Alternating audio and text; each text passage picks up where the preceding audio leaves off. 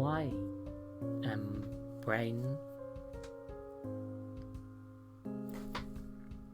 So I was gonna say a thing at the start. I was gonna do a joke. I don't know.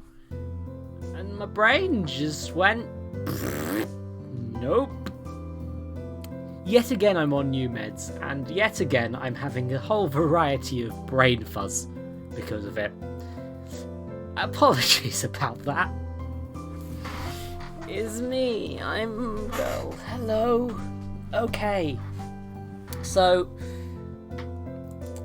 yeah, I didn't know what I was going to play, and then yesterday I finished an essay on YouTube about Cyberpunk, as I have put in many places, and it's not relevant at all, really, other than, you know, I did watch this and I was like, I'd like to see some actual punk things. So here's Extreme Meatpunks Forever, a game that I got in the Itch Racial Justice bundle and know basically nothing about. Hi Mimi. I'm alive. This is legally speaking. But yes, before I get going with the actual game, I wanted to do a quick show of the storefront. I'm gonna quickly, because there's a load of content warnings on this one, and I can't put it in the title, but so I'm gonna put it in the video itself. This is my solution to this.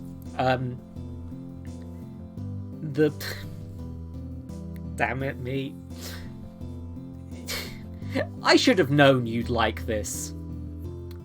Yeah.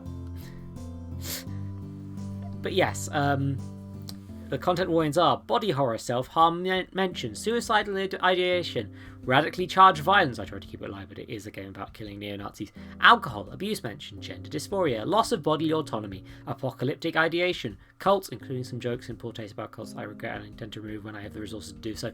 Looking back on this list, this game seems super grim, but I promise it's not. Maybe I could, probably, but the thing is, I've got a lot to worry about already. Oh no, like my internet, for example. Oh no. Oh, it's spiking. Oh, I'm spiking. You know what, I'm going to make sure, I have got the Discord call open, but I'm going to turn it off actually, because do not trust my internet today. So let me just quit as much as I can that's potentially causing... No, there's nothing else that I can get rid of. Yeah, it's... Yes. Yeah, because I don't have time to set up a proper command, I'm going to keep doing that. I'm going to keep linking it. I'm probably going to do that in the YouTube VOD as well. But I did want to make sure that everyone's covered because... Oh, fuck! VLC's still running! Fuck! Well, I was going to keep it for the ad breaks, but actually, yeah, no, bye VLC. Let's not run that. Chrome is how I get the captions working, so I can't close it. Like, it doesn't work in any other web browser. I will close as many tabs as possible that may be taking up stuff. I can't really close the Streamlabs one. I'm going to pause my own stream preview quickly. Because I do like to make sure I can see whether it's working, but I don't really need that running all the time, in truth. So that might help. But no, the upload speed and the download speed is... You know, I can actually just show you. I've got CM2 capture. I've got the Wi-Fi going in the background here. Just so you can see. It was fine. For a little bit. And now it's not. This is going to be another one where I have to upload the bloody thing, isn't it? Oh, for fuck's sakes. Yeah, and I've also got a notepad where I've got that message copy-pasted. But yeah, I'm going to play a game. I'm going to play a game. I want to play a game, everyone. Oh, Jesus, please send at least a mega Mbps, please. Jesus. If my internet's too bad, this might be a short stream. I'm sorry. I'm having a time with the new meds anyway, and there's a part of me that just wants to be playing Fallout New Vegas on voice call with friends right now.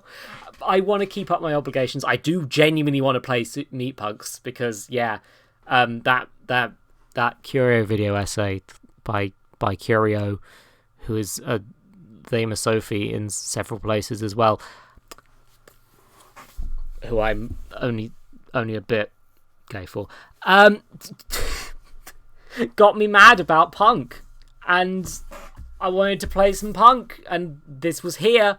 I was probably going to get around to it anyway, but punk time, baby! Let's see if I can get this capturing before my internet re-dies. It seems to have stabilised, but oof. Oof. Oh, good, it's a Unity. That means I can almost definitely capture the thing. There's the exe file. There we go. Apparently this is powered by blood. Wait. Remember to tweet with the hashtag meat. I could have done that! Fuck! I fuck! Yeah, I will probably get to Diary of a Spaceport Janitor at some point because I believe it was in the Itch Racial Justice bundle, as was this game. But I associate it with X in truth, and I'd rather try and get rid of that association before I play it. Because it just makes... I don't want to think about ex-girlfriends that I'm sad about. Things about... I want to keep that deliberately vague. Anyway, characters. These were on the store page, but here I go thinking of voices from all... Oh no, another one.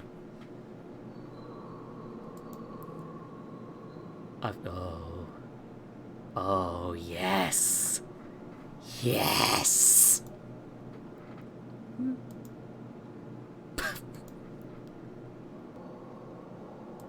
This is probably spoilers, right? Oh, well. I'm just going through this. I'm just sort of assuming that'll come up in the story anyway. Ex-girlfriends. Yes. New game. This is a story about a world much like our own. The people there are like the ones here. They're weird, they're messy, they're trying their best in a broken world. Most things are the same.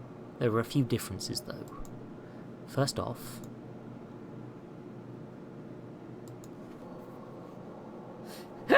Hell yeah, Arya. Good on you. Well, I'm sure you'll figure it out. Episode 1.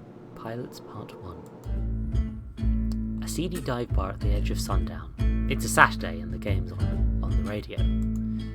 Sam and Jason are at the bar. Jason is exuberant as the blood Jason score a point. Sam gives off a weak smile. Woo! Go blood motions! That's the wrong voice already. Woo! Go blood masons!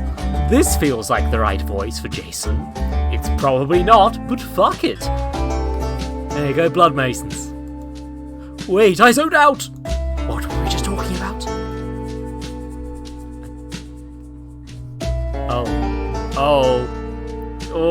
Moral choices in video games. How are you leaving tomorrow? Didn't tell me. Okay.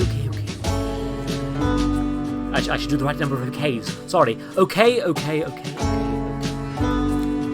You're right to be mad. I should have told you.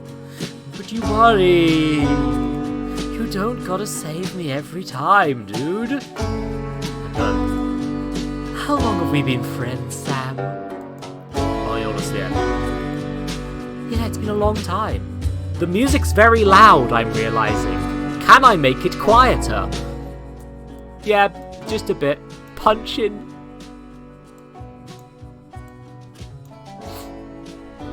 Vegan mode? Ooh. Ooh. I want to see what that does, but also, yeah. God, the game audio was really loud on my end, actually, as well. Yeah, it's been a long time. And you always worry about me? You're my best friend in the whole world. And not just because you're the only other gay person in this town. But you don't gotta save me. I haven't died yet, right? I guess so. Where are you going, anyways? To the big city! Gonna get a crappy apartment and a shitty job and drink and complain about it on the weekends. You do all that here? Okay, true, but consider city gays. Those wonderful gays. No one's seen a murder house, all believing in cryptids ironically. Those blushing virgins, to the total horrifying void that is growing up out here.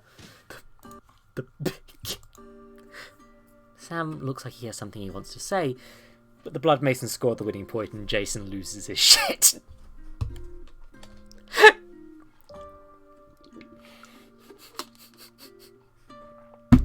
Goals. Oh, yeah!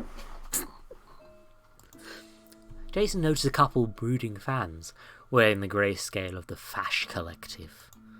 In your face, Fash punks! Jason. You all suck at sports and you all suck at life! Two look at each other and get up in unison. Jason, buddy, you should probably... I'm going to kick your ass! No, wait. I'm too drunk to kick your ass. My friend Sam is going to kick your ass. Oh, god damn it. Heard you could fight, lol. Look, I don't want to... I don't want to... why you come here if you don't want to fight for your right to live? Lol. Just fuck off and let me have this beard in peace. I've had a long... I'm not sure. No, I keep muddling up the voices. Oh, God.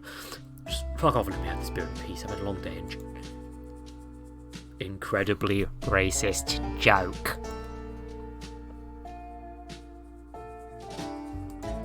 Ah, look at him, he's stumped. Guess you couldn't deal with our intellectual rigour, lol. There's no way I'm getting out of this without fighting you, is there? Fuck it, fine. Parking lot, 5 minutes. They leave, sneering and giggling about getting a rise out of you. God, they suck. Hell yeah, you got this, dude! So you're gonna back me up? I'm too drunk to drive! God damn it.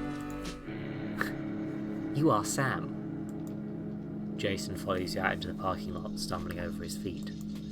He cheers you on as you face the mech. You climb inside the ribcage, rinking your nose to the stench that hits you. Rot smell, grass cuttings, fertilizer, leftovers from the day's work. You grab the shoulder meat and strap yourself in. You grit your teeth, whisper your name, and plunge your neck backwards onto the spike. The shock of millions of new neurons entering your system makes you double over. Your digging claws scratch the asphalt, uneven and cracked, feeling every inch. It's hard to control, but you've learned how to ride it out. After a few seconds, you stand. You are roots among ash. Alright, Jason, you're going to talk me through this, right? Absolutely! 100% you got this, bud! Okay, I've never been in a mech fight before. Is the main thing? What? We talk about piloting all the time! Yeah, on the farm. You know, my job. Okay. Jason lowers his voice down low and gets close to you. Okay, so you've gotta use the WASD keys to move around. Or the arrow keys, I guess, either one works. What does that even mean? Think about a keyboard and press those keys to move around. Okay, fine. Here I go. Okay, awesome! Look, just turn out to throw a punch or something. Alright, yeah, okay, so... Imagine you're holding a mouse, right? And you squeeze it with your left finger, you'll punch wherever the mouse is pointing. But wait! If you squeeze it with the right finger? Kaplow! What does that mean? I don't know! Just something different for every pilot. So if I squeeze the left side of the mouse, I'll throw a punch. In the direction you're pointing, with the mouse. Right. If I squeeze the right side, something will happen. Yeah. Try it out, dude. Punch, punch, punch. Whoa, how did you do that? I don't know, I thought about the mouse and actually I knew I was 20 feet away. Awesome! Okay, I can teleport. Go do some what, yeah? Yeah, fuck it, let's dance. Gay. Lol. Jeez, like you want me to. It's not like you want me to kick your ass. Punch, punch, punch, punch, punch, punch, punch, punch, punch, punch, punch, punch, punch. Whee, punch! Yeah, I do. It did break my immersion a little, but I'm glad that there wasn't an actual racist joke in there. Because fuck that. Holy shit. Oh, I knocked him out. Yeah. What should I do now? Make him feel shame. What? Push his mech into that ditch to the north. Where am I? Well, shit. Right, he got up. Oh, knock him out again. I won't distract you this time. Remember, push him into the ditch. Whoa! Why, you bashy, bash the fash, yeah, throw him in the ditch! I'm having a bad time with getting... Oh, he's unconscious. In the ditch! Oh, yeah! You sure showed him! My voice is getting more ridiculous as this goes on! I guess so. Okay, we should run from the cops now. Wait, what? Did you just beat up Fash? Cops like Fash! You didn't think to bring this up earlier.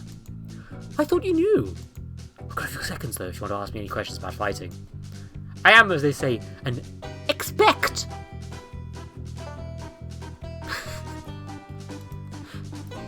You mean expert? Yes! You know, I should. I haven't done the tutorial. Status effects. Hear about status effects. Jason explains that each mech has a set of meters that show up above everyone's heads in the form of small circles. Each time one mech punches another, both characters' meters fill up slightly, though the person who was punched takes more damage. Okay, so it's like a stamina system. If one of the circles become fully opaque, then the mech takes a status effect, signified by the mech flashing a colour. There are long-term effects of status effects if they wear off. For example, a mech who has been knocked out before has a slower reaction time. Those long-term status effects take days to recover from. Oh, because they're made of meat. They have to heal. Jason's status effects can be stacked over time. A mech that's been knocked out 10 times has a much slower reaction time than the mech that's just been knocked out twice. There are more status effects than knockouts. Experiment with different characters to learn multiple fighting strategies. And that's what happens when you get knocked out! Okay, so I presume you just push people in ditches on each fight. But, yeah, I'll skim through this quick. How do I win? That's effectively mortal. End of fight for good using your environment. So yeah, push them into... pushing a mech off a cliff, or using environmental hazards, like a ditch. It's just that giant mounds of flesh and gravity don't mix well. This game is getting me every so often, which is nice. Splash! Okay, yep, I know the controls. Let's get going. Oh yeah, I heard sirens. Let's jet! Also, the use of bad grammar for Jason is very powerful. Because he's pissed. Like, it's not necessarily... It's interesting writing. I'm not sure how I feel whether it's good or bad writing, but it is effective at what it's trying to convey, and that's kind of what matters. Sam and Jason take off into the night. Twin broken machines pushing against the void for just a little longer. Tomorrow they'll be pulled apart, but tonight they run in sync, years of history egging them on. There's nothing but the plain and the sky for miles. Stars shine bright down on them, pushing through corn stalks, scream sirens quietly echoing in the distance. They'll never find us out here. They'll never find us out here! I got the wrong voice! Yeah. I'm invincible! Shh! I'm invincible!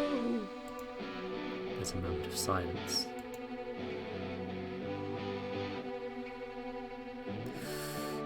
Oof. Oof. Oof. It's time. Oh, it's time to do this bad thing. I think. What? I'm really gonna miss you. Oh, Sam! God damn. Well, that's nice, because it's like, you're selecting what you want them to say, not what they're necessarily going to actually say. That's interesting. Oh, I'm gonna miss you too. Well, keep in touch, right? Yeah, I'll radio as soon as I can. Okay, good. I don't want to lose you. Two spend the night in the cornstalks, losing hours to each other's memories. In a few hours, they'll be torn apart by wants and needs, futures shredding pasts, both going where the other can't follow. But now, in this moment, time is theirs. Until the bright comes, they're together, how they should be. Just a little bit longer. Just a little bit longer. Just a little bit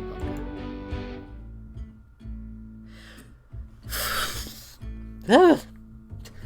The next day, across town, Cass slowly walks up the aisle, stocking the shelves with radios, crystals, cereal boxes, little flying things. They should be going faster, but their exhaustion betrays them. They stop to examine a blood potion when a shout rings out behind them. Hey, Cass! Cass jumps a little, but tries not to show it. Leanne will never let them forget if she actually managed to scare them. How's it going? I need to work on the voice for her. This one? No, a bit rougher. Oh, bloody hell. How's it going? Oh, you know. Stocking the shelves and shit. How are you? Wait. Something different about you.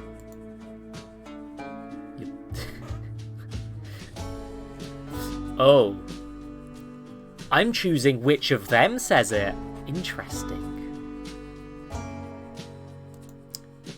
Yeah, I'm wearing a bra. Oh, cool. Proud of you, bud. Thanks, Lee. You're wearing like a champ. Okay, that was a bit patronising, but whatever. Oh, shouldn't you be working the register? No, it's all self-checkout now. They fired like 4 guys over it? Jesus. Yeah, I'm lucky they kept me on. Oh, hey, what are you up to tonight? Screaming at Corn. Or dodging the question. That reminds me, how was your date last night? Oh yeah, I never finished that story. We got halfway through the night before I realised she was straight. Oh, no, Cass is non-binary meat.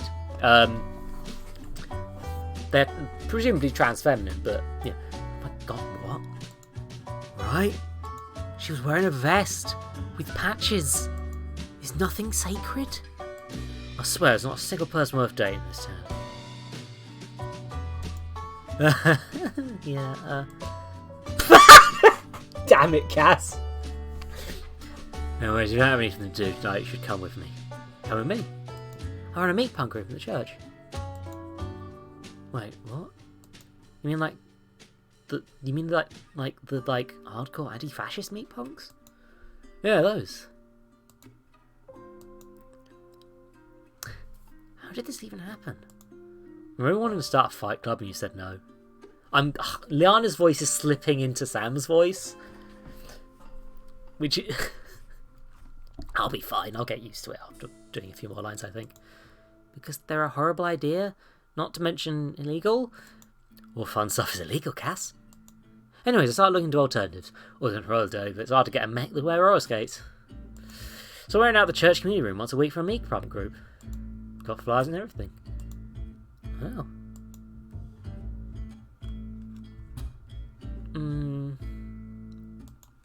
Please come. That means a lot to me. Alright. But if this ends up with us running from the cops, I'll kick your ass. You know I'd win. Later, across town. The heat is almost overwhelming on these hot summer afternoons. The only saving grace is the dryness, and that's not always assured. A flyer stuck to a power pole that's more staples than wood at this point comes unstuck and slowly drifts to the ground. It stays there for a minute. The silence is near complete. Nobody wants to be outside on a day like this. Then a light breeze picks it up and nudges it towards a single mech walking down the street. The pilot gets out, trudges over and picks up the flyer. He scans it through bleary eyes, turns the paper over a couple of times. There's a few seconds of consideration as he stands still. Nothing moves around him. He checks the sky, empty as ever, and shoves the paper into his pocket. He saunters back to his mech, just a little more sprint in his step. There are a million ways this could go, but one thing sticks in his mind.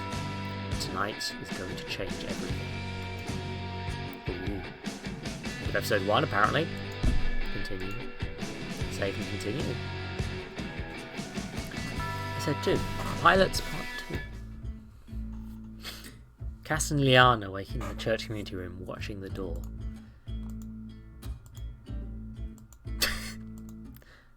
What time is it? Cass checks the clock. 6:30? Thanks.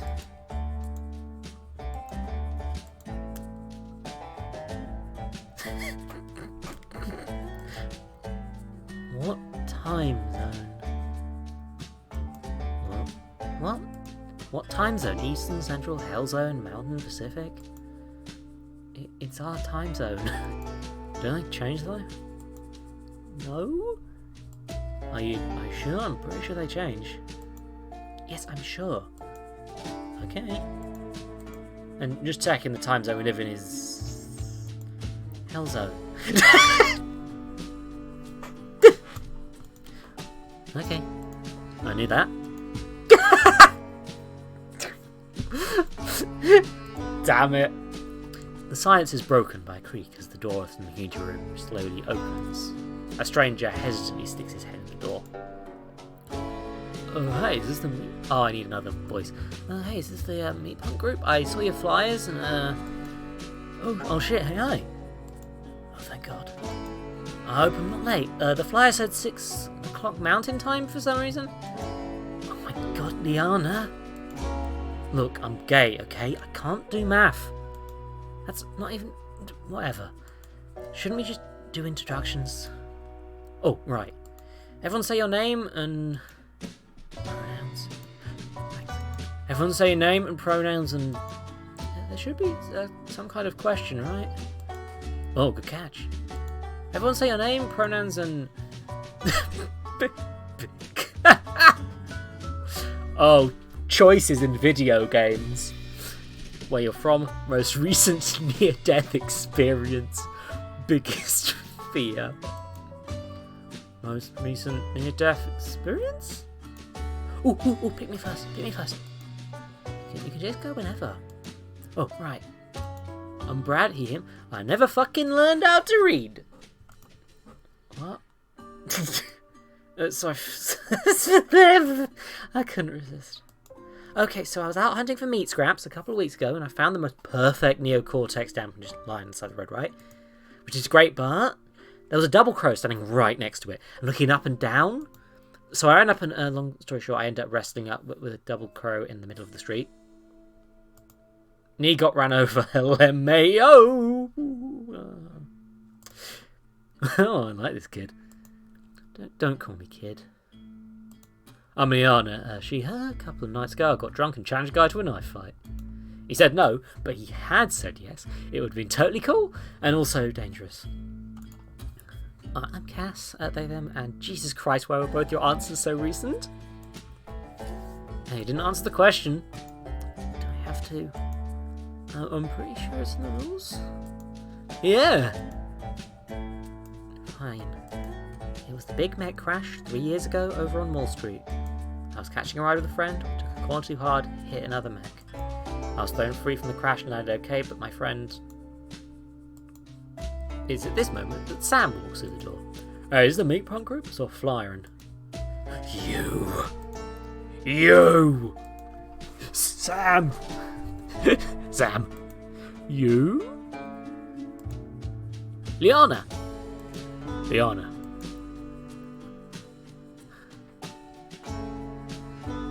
Oh no, bitter. What are you doing here? I put this thing together. What are you doing here? What's happening? I have no idea. Should we do something? Wait, why am I mad at you again? You don't remember? Ugh! Ah! Okay, yeah, I have an idea. I'll take Lana, you take the new guy. Okay, I'll try. Hey folks, it's time to break into small groups and discuss. Oh, you are so boneheaded. Boneheaded, you ruined my fucking life. I ruined your life. Come on. If you can hear me, clap once. Brad claps. If you can hear me, clap twice. Brad claps twice. If you can hear me, clap 3 times. Brad claps 3 times. What? Okay, thank you, Brad. It's time to move on to a discussion about how we break into smaller groups and talk about your experience with mech fights.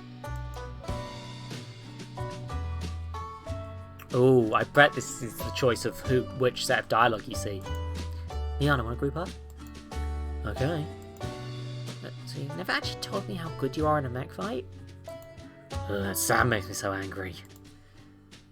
What's the deal with you two? We kind of got into a prank war when he was a teen. Things got out of hand and he destroyed my porch.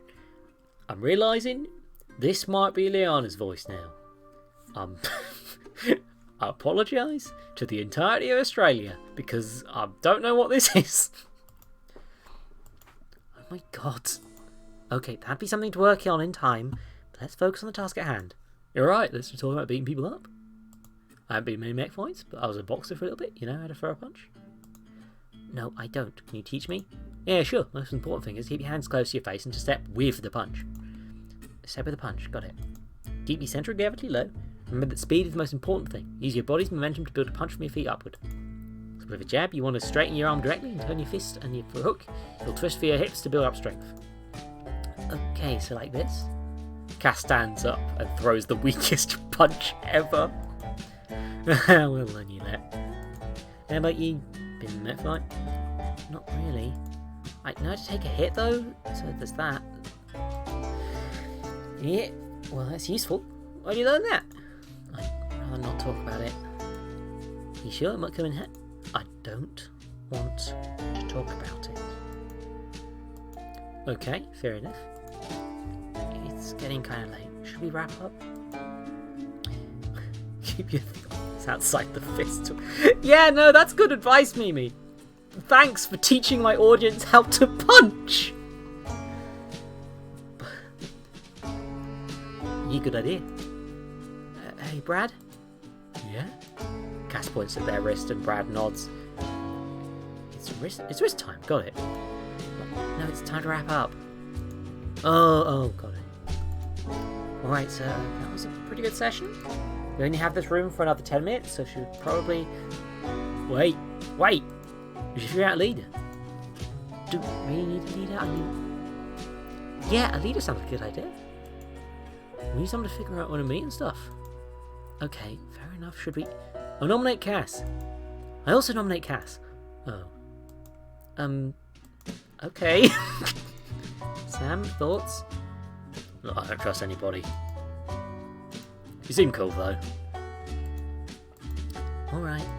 Let's meet again next week. Figure out plans then. It's been a long night. Let's all head home. Sounds good? The four pull up the folding chairs and leave the church. Outside, the summer air tastes bitter on the tongue as the temperament drops. There's no telling how long it'll be until the bright comes back. It would be a perfect night for wistful walks in the dark, staring up at the stars except for one problem.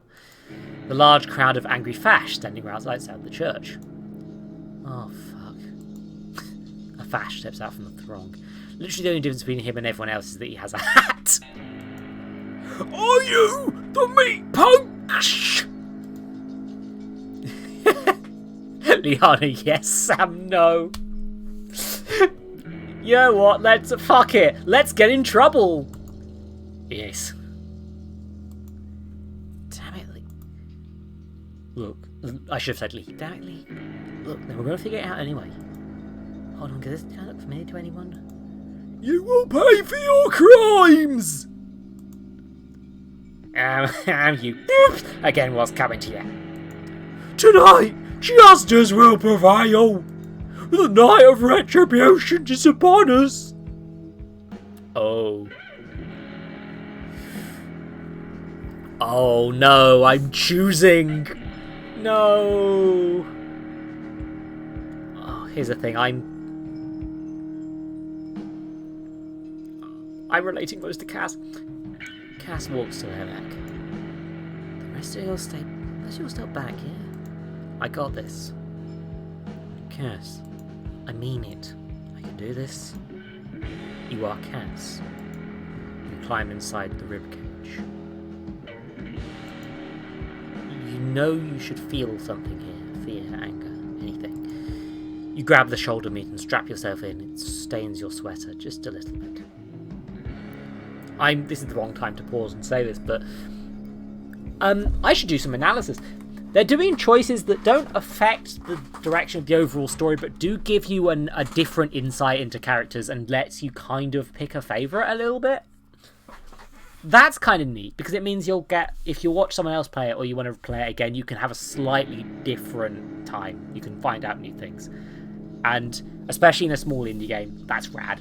I like that. Even if there was an ounce of relief, you could understand that. But there's nothing to steady you as you position your neck over the nerve spike. If you save someone else, then it'll be worth it. You whisper your name and thrust your neck onto the nerve spike. Years of piloting have shifted your nerves. You pull forward and try again. Contact. Christ, it hurts. You stumble and stand, raising an unsteady fist at the crowd of fash. You are all or nothing. The bitter cliffside air makes you cough as you stand. Ooh, giving you a choice. What are Cass's abilities? Crush a ton to prevent opponents from attacking. Secondary skill, Bulwark, negates most of their current momentum. Passive ability, Punch Drunk, makes them stronger the more long-term status effects they're suffering from. Ooh. They can take a hit. Let's do this.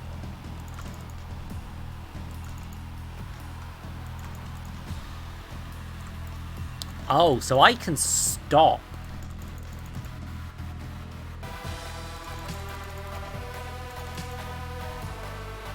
Get in the bin! And by the bin I mean the kind of... Oh, wait, that's a cliff, isn't it? Oh, if I get hit and then I use the right click, I might be able to... I can stop.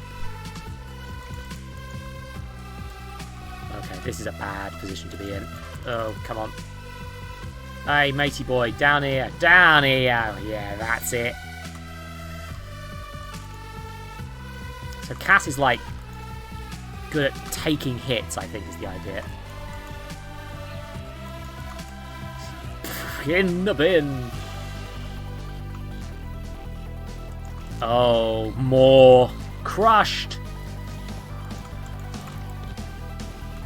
Oh, I don't quite know what happened there, but I think I won. I guess. Ooh. Knockout. Oh, I'm unconscious, but that's the thing. I'm invincible. So the more I lose, the stronger I is. Yeah, I'm not sure I like Cass's playstyle. To be fair, none of the this combat is the thing that most people have talked about being the weakest part of this game, and yeah, the narrative is stronger than this. This is pretty basic so far. It's not bad. It's a way of selling you on the... Oh, there he is! He's wearing a... Oh no, it's a fedora! No! Hat Boy crushed! Oh, yeah, the more I get knocked out, the more I'm gonna be theoretically tough. I don't quite get it, but, you know. Yeah, can you... Yeah, bounce. Go on. Down. Please.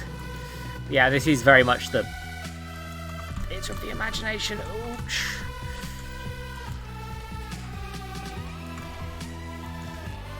I like that there's a... In the bin, fascists! In the bin! Oh! Yeah, I don't feel like I'm using Cass's ability effectively, but I... Hat flash court. I very much love the fascists aren't even characters. They're just idiots in hats. Hadfash claws his way back up the cliffside, blood dripping from his mouth. Because that works with this story, I should say. There's a lot of decisions this has made that would not work in other stories, but is working quite effectively here.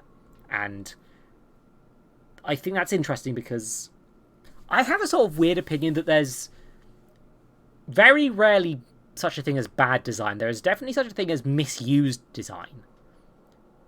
But very rarely is there design that is explicitly bad for the person it was intended to be designed for. And I find it interesting to keep that stuff in mind rather than just dismissing something because it's not the sort of design that someone would like. Like, I can see some people really not liking the writing in this, and that's fine. But I love it so far. Hadfash claws away. Yeah, I've said that. How did you survive that? Look, I'm just as surprised as you are. Now fuck along, y'all. Just wait until my father hears about this. He then runs into the darkness. What was that last part? Wait, I recognise him now. That's Jimmy. His dad comes in the shop now then. His dad? Yeah, you know, the sheriff. The sheriff? His dad. The sheriff. Yep, you're right, Cass. We just beat up the sheriff's kid. Yep. In the distance, scream sirens. We should run. Yup. The four flee the scene, masses of flesh and blood and bones hurtling across the flat desert ground away from the sound of sirens and the smell of smoke. They can't go home. Not now. Not ever. No time to think about that right now. After a few hours, once the scream sirens have faded away, they stop. Okay, that should be far enough. Not to be sure, but I'm pretty sure we've been headed north. That means the closest town is Hopeville. I don't know how far, but follow the cliff. Wait, no, stop. I started this whole thing. I'm the reason they came to the church. You all shouldn't have thrown away your life for me. If I go back, tell them something. Maybe the rest of you go back to normal life. I'm all I want, anyways. Sam, forget me. Oh yeah, also the backgrounds. Sorry, you can tell me ADHD's on the fly, can't you? The way that these backgrounds are constructed, they're doing some really interesting things with making it like constructed of. Basically, I want to say teletext because that's the one that comes to mind. But you know what I mean, like ASCII art stuff for the backgrounds, which is, and that's neat. That's neat. That's not how this works. You go back there, they'll tear you apart. But we might. Nope, not going to cut you off there. They won't be satisfied with just you. It doesn't matter who the first punch or who's right or wrong. All that matters is that they were looking for an excuse. Doesn't matter if it was real. We were all there. That makes us all criminals. Plus, that kid is not going to forget what I did to his face anytime soon. We're in this together now. Understand? Fine. What's the plan? Okay, here's what I've got. We should be safe to rest here for tonight if we keep a low profile. I'll take first watch. Lee, you want to take second? Sure. Sure. Yeah,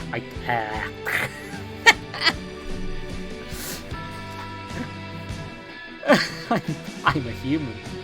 Sometimes. Okay, in the morning, we'll start following the cliffside north, rotating the point daily, making sure we all stay on top of our game. As far as I know, Hopeville is the nearest town with a meatpunk group. Meet up with them, regroup, figure out what to do from there. It's about a week's journey, so make sure to get some rest. Tomorrow, the real fight begins. That night, a dream. You are Cass. You dream in colours and shapes, never anything coherent, never restful. Blue triangles and red hexagons in their motions. For a second you can almost see their plans. Then a bright white light. You can't make it out. You can't see. Something bright and shining and horrible. Too bright to see. Too shining to stop. Too horrible to comprehend. You wake up shaking and crying. End of episode 2.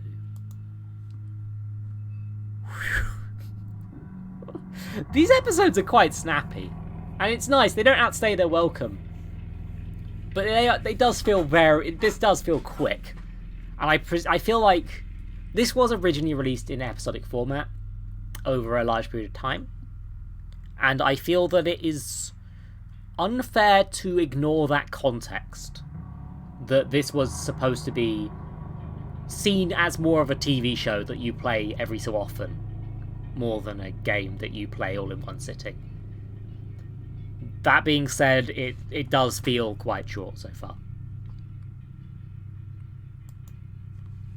But also, I'm going to keep playing, because I have all of the first season. Episode 3. Infinite Desert Hell Zone. Good. The first thing Sam feels in the morning is the cold air, the colder ground, and a foot in his back.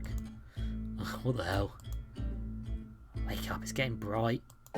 She kicks him. Why are you doing this? December 12th, 8 years ago? Get up. She kicks him again. Fuck, okay, I'm up. Sam slowly opens his eyes. Rad and Cass are stretching, slowly getting the stiffness out from a night on the ground. Liana looms over him. Oh, I can... Oh, you know what? No. Let's do the drama now. Liana, you know I have no idea what you're talking about, right? Seriously? December 12th, 8 years ago? No memory at all? No? The day you wrecked my porch? Oh, right. Sorry about that. It's fine. It's fine. It's clearly not fine. Wait, last night's coming back to me now. Cass, did you? Shit. Don't worry about it. What? Look, killing people is no big deal. What? What? All I'm saying is sometimes you're surrounded by fish and you have to knock a couple off a cliff. Or you get into some bad debt and you have to do things you're not proud of. Or your dad hits your mom around a little too much, you have to shove him in a wood chipper. Liana. What the actual... literal fuck? Me talking to Minerva, to be honest. All I'm saying is you shouldn't feel ashamed. I love you. All I'm saying is you shouldn't feel ashamed for things you did to stay alive. Just keep moving and keep fighting. We can do sometimes. Besides, it's not just us all there. They'll come for us all soon enough. That was an incredibly fucked up way to put it, but I think I get you. Let's keep moving. Speaking of, we should get going soon. Bright's coming. Who's taking point? But just so you know, Brad, taking point means going first and fighting. I know what it means. Just looking out for you, kid. Don't call me kid. There's a pause. You know, I'm going to try and each character, and I'm going to try and treat it like...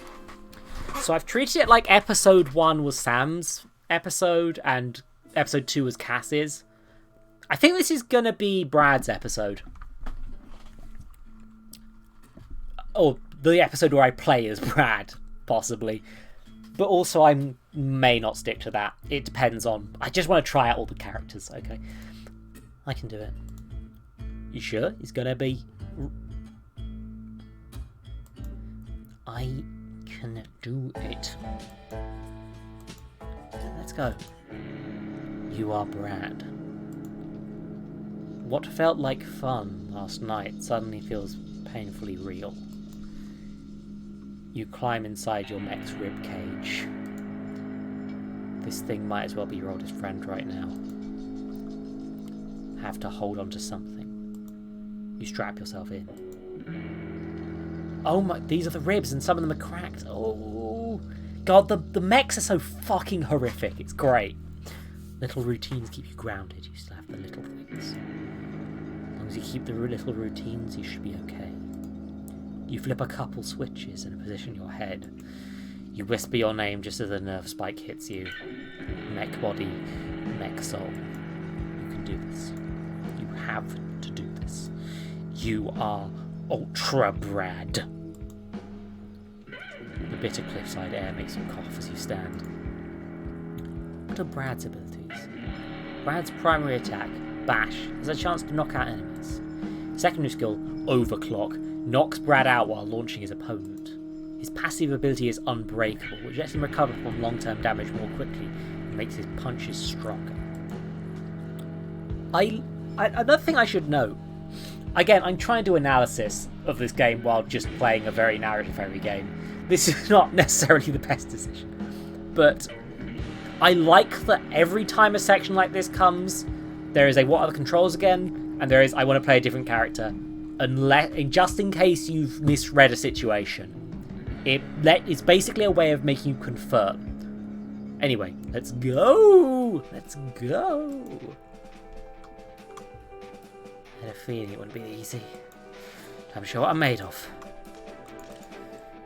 Yeah, time for Brad to prove himself in the mech fight.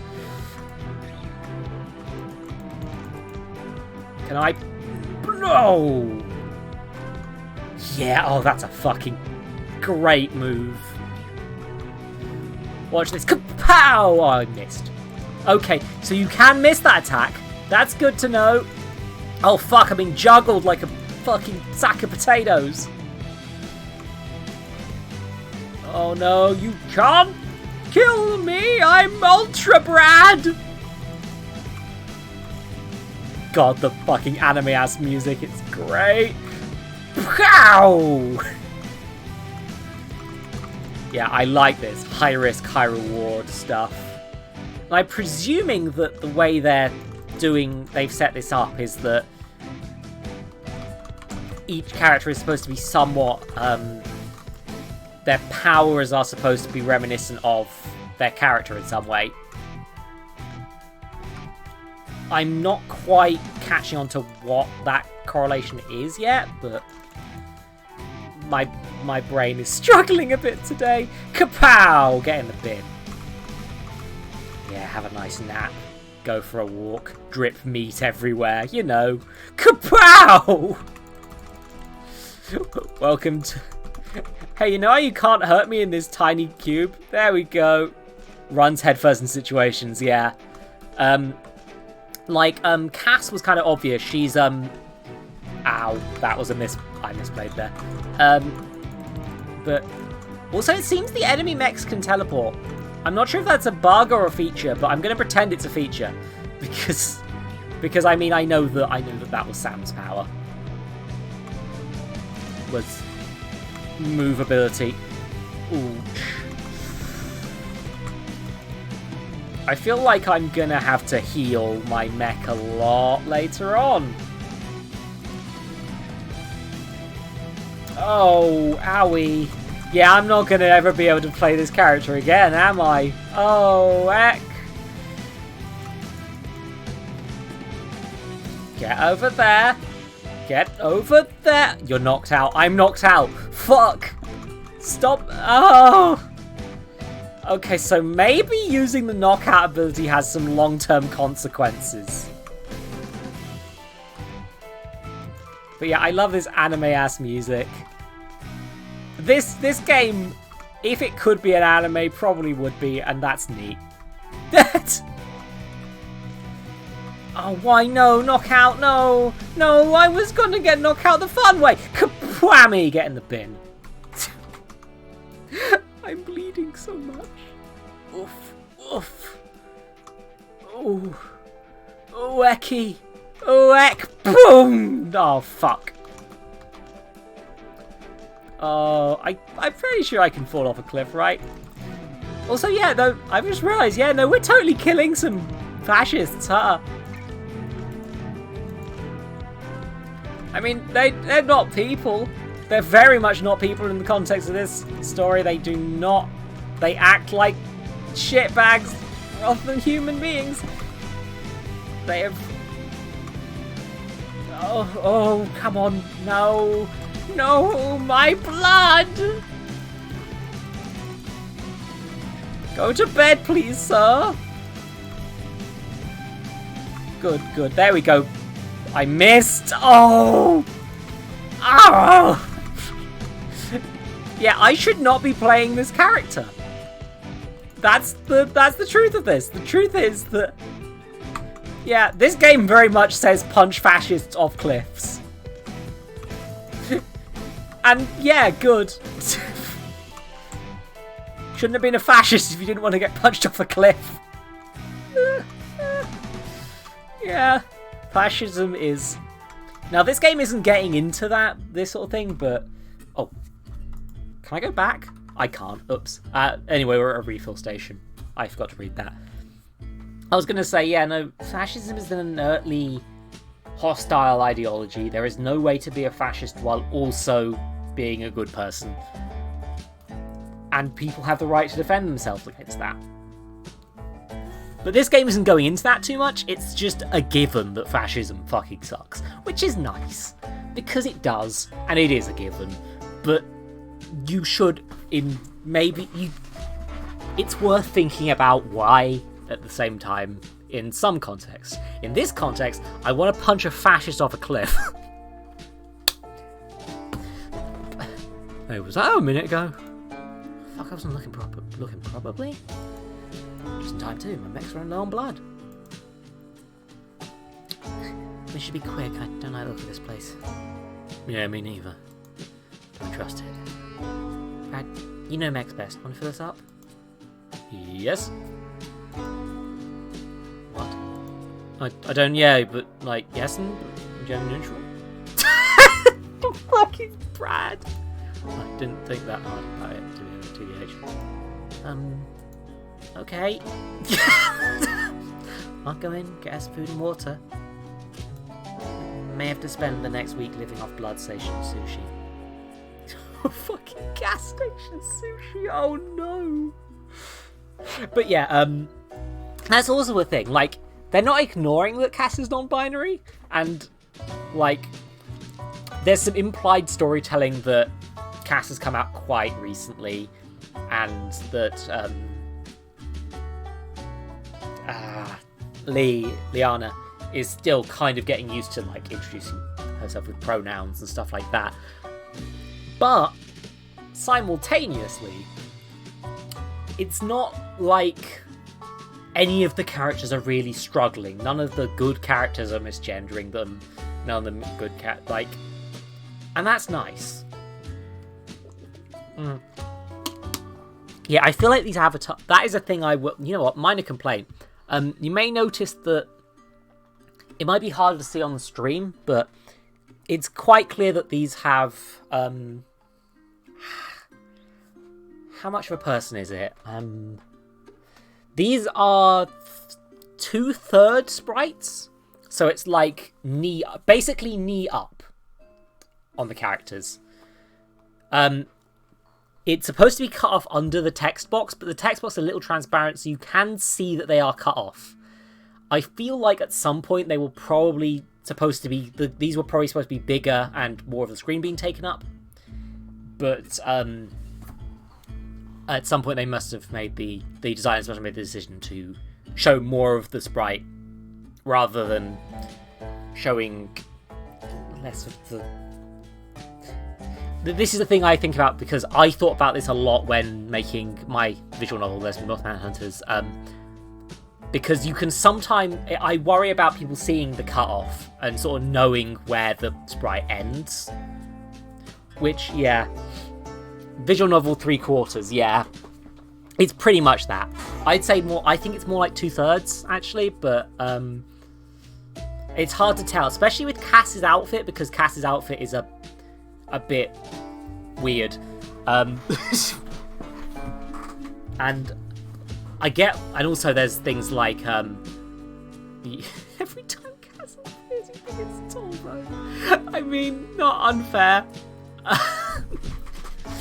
But yeah, like... And also they've got Liana being in a wheelchair, which, again, it's not... They're not making a big deal about it. But they are acknowledging that it exists. That's still neat. But they've also had to make accommodations for her sprite to fit on the screen alongside the others. Like, if they were doing half sprites where they were starting at the bottom of the screen, it could well be the case that little sprites would either... that these sprites would look either like, she'd be just poking over the text box because she's shorter than everyone else, or you'd have the issue of her sprites being ridiculously big in comparison to fit her onto the screen. But yeah, so I understand why this compromise was made, essentially. But it is a thing I've noticed. I'm a game designer. I'm trying to seem smart when I play this game about punching fascists. Oh no, God, there she is. There's Liana. You see, like, annoying you. I'm gonna click. Ooh, Cass is bringing Sam to her. Ooh, Liana and Brad, yeah. Let's see that. Let's see this one this time. But yeah, oh yeah, you can see where the cutoff is on her sprite. And yeah, she is slightly higher than the others, deliberately to frame her. And I think the cutoff point is probably to prevent that being more noticeable. Again, I'm trying to be smart. I'm failing. Hey Brad, want some help? It's kind of a one-person task. Cool. I'll keep watch. Brad swipes his card on the side of the blood machine, kicks it twice and drops the hatch to reveal a trough of blood. So what's your deal? My deal? Brad gets back into his mech, walks over to the trough and starts shoveling blood into its stomach. God, the technology in this world. Hey, your life story and shit. What's up with you? It obviously comes out a nerd, but it's been hard getting a read on you. Brad closes up the mech's stomach pouch, disconnects and climbs out of the mech. Well, yesterday I was a call centre worker. Today I guess I'm a fugitive. Who knows what I'll be tomorrow? So there's that. Brad gets into Sam's mech, walks over to the trough and shoves some blood into its stomach. Can you do the voice? What voice? The call centre voice. Brad closes the stomach hatch and climbs out of the mech. Hi, sorry to bother you over dinner. I just wanted to tell you about this amazing opportunity.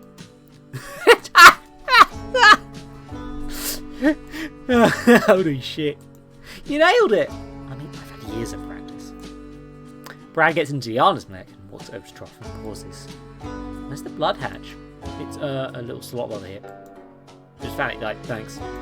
I clicked too fast. Dang it. That's a little thing that's like, I wish I could...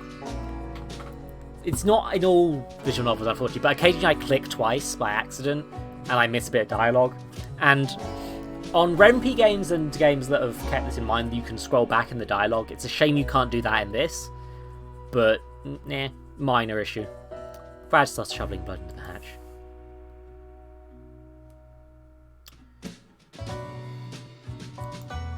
I'm sorry you got roped into this. You're a good kid, you don't deserve this. You realise I'm 27, right? I've been an adult for nearly a fucking decade. Even pay taxes and shit. Brad climbs out of the mech, gets in Sam's mech and starts shoveling. Shit, weirdo at 6 o'clock. Can't look right now. Describe him. They're wearing a shirt. That's literally the worst description I've ever heard. Fuck, they're coming this way. Praise and glory be to you on this day! Who the fuck are you? Language, my child! Whom the fuck are you? I am Ed, wandering pastor of the Sun Cult. Brad nearly falls out of the mech and slams the stomach hatch shut. Did you say you were from the Sun Cult? Yes, I have travelled far to reach this desert and spread the word of hatred towards that horrible orb, the sun. Then I be with you. And with your spirit. Who is this guy? He's a sun cultist. He reminds me a lot of my old youth pastor. So, what are you doing here? My first task is to wander the desert in search of signs towards the sun's plots. I suppose I will head north, observing the motions of the sun. Which brings me to why I came here to talk to you. I am in need of protection. Of course. Shouldn't we talk this over with the others? Yeah, you're probably right. Just have to take it over with the rest of our... We'll have to talk it over with the rest of our party. We'll be back in just a second. The inside of the blood station is dim. Outlines of snacks, incomprehensible posters, and beer bottles are all the eye can see at first glance. Cass and Sam have just finished buying food and water for the trip. There's a moment of silence. Which is broken by Brad and... Comedy dude! Chip! Hell, crime, war, flick, drink. Trust no one, beer! Big win!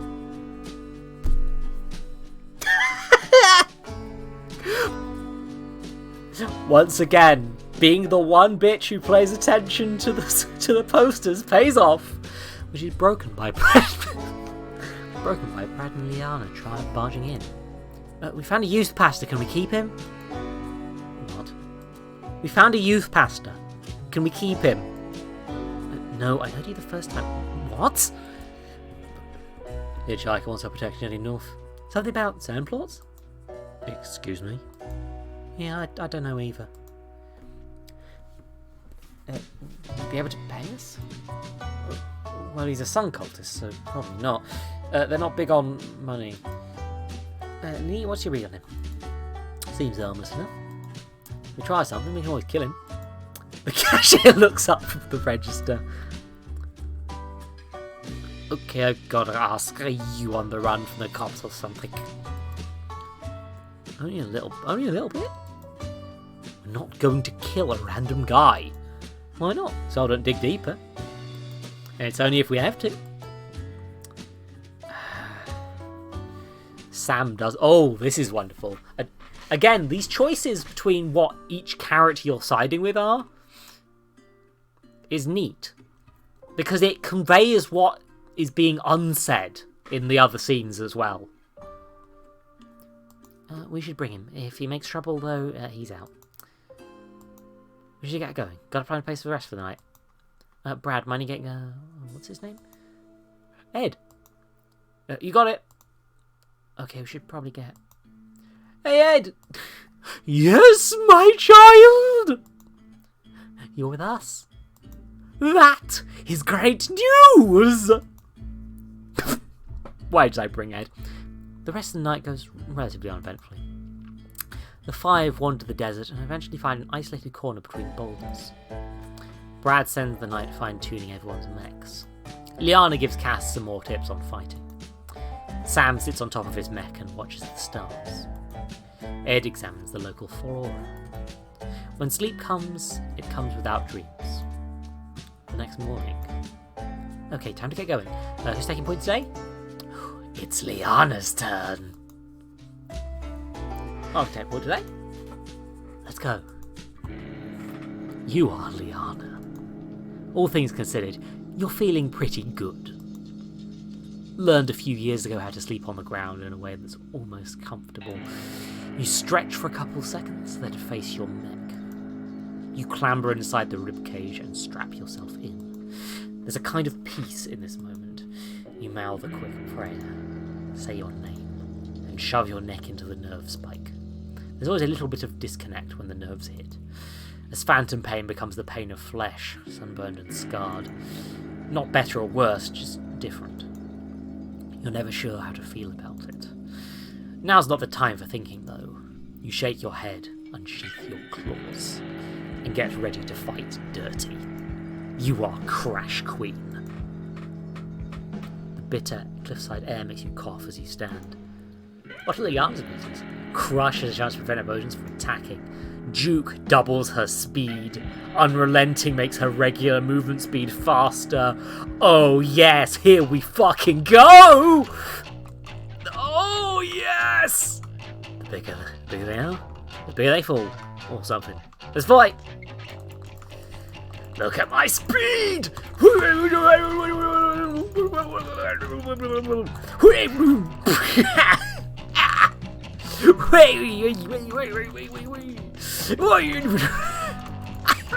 Okay, so Liara is the most fun to play because she's recklessly charging in, like, yeah, fucking destroy you. It's only speed. Whoosh. Oh, whoosh, whoosh, whoosh.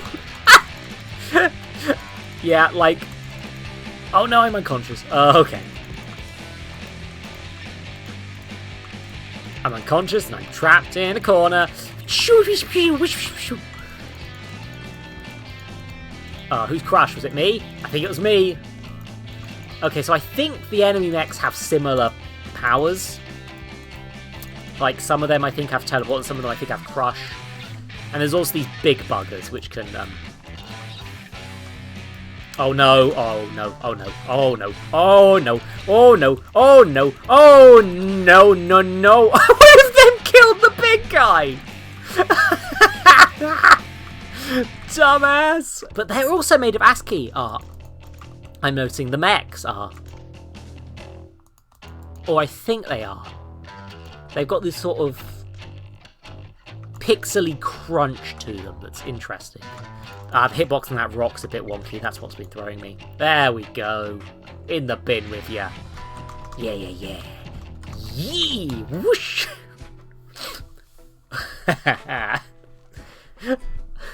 Sorry, I'm having fun. It's terrible. After a long day of fighting, the sundown meatpunks slowly settle down. The hot summer air is quiet, with no wind. The last of the bright beats down heat, seemingly relentless even as the sky glows red. Sam and Cass are out scouting for meat scraps. Ed wanders off to observe the motions of the stars. It's neat how the world building of how the meat technology is, it just sort of drops it on you. And it's easy enough to follow. Like, meat scraps, they're clearly something important, that's all that matters. The robots are powered by blood. The nerve technology being described in visceral detail is very evocative. This is a fun game. Ed wanders off to observe the motions of the stars.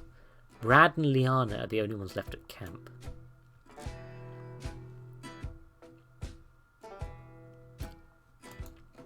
Liana, can we talk? Sure, kid, what's up? What? Look, I don't appreciate when you call me kid. I know I look young because I'm trans, but I'm a goddamn adult, okay? Seems no matter how much I explain this to you, it just doesn't get through. Also, yeah, no, my headcanon's correct. Neat. Now I can explain it to you, you're not a fucking child. I spent a long fucking time getting to this point. I sure as shit didn't get patronised constantly. By a person I barely even know. Well. Oh no! Oh, drama time! God, trust me, Brett, you're a good kid, and don't get me wrong, but you just did it again. What? You just call me a kid again, 30 seconds after I asked you to stop. This is the shit I'm talking about. Are you just not listening, or are you actually just this fucking me? Oh, fuck you. Fuck me, fuck you! What the fuck is wrong with you? I'll tell you what's wrong with me. Oh no. Oh, bad choices time. Ooh. It's the third fucking time in my life I had to give up everything. It never gets easier. Not to mention I'm the one who put this group together and you'll treat me like a fucking joke. Now, I don't always get things right, but I'm smart at what I do. And you're right. How dare I, out of kindness of my heart, try and take you under my wing. So forgive me if I'm distracted and forget one little thing. It's not one little thing, it's my fucking life. I worked hard to get to this point. I'm not just going to let you act like you're the only one hurting here. It's clear you don't respect me, so just fucking say it to my face. Fine. Urgh! Fuck this. You don't respect me, I'm going to make you respect me. Fight me. Whoever loses have to leave the group. Oh shit. Oh shit. Oh, don't message me now! I'm in a stream! Ah! No! Now you're speaking my language. Wait, hold on, what? It's end episode 3! Fuck! Oh no! Oh no! Anime is happening! Oh! I feel like I'm burning through this too fast now because I've only got like 2 or 3 episodes left. And, oof. But I want to see what happens. I want to see what happens. Oh! Damn it! Stop being good, you monster! Oh! Previously, on Extreme Meatpunks Forever. It's clear and respect me, so fucking say it to my face. Fine. Ugh! Fuck this. If you don't respect me, I'm gonna make you respect me. Fight me. Whoever loses has to leave the group. Now you're speaking my language. Hold on, what? Sam, like, yeah.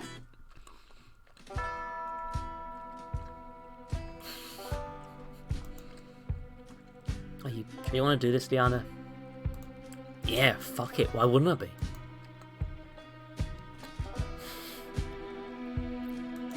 Because this is a horrible decision. Look, if you win, Brad's gone and probably dies in the desert. We lose the only person who knows to repair a mech. If he wins, you're gone, you die in the desert, we lose our most experienced fighter. I can't really stop you, I'm not a cop. But seriously, reconsider this. Okay, reconsider it. Alright, I reconsidered. So when I do it, huh?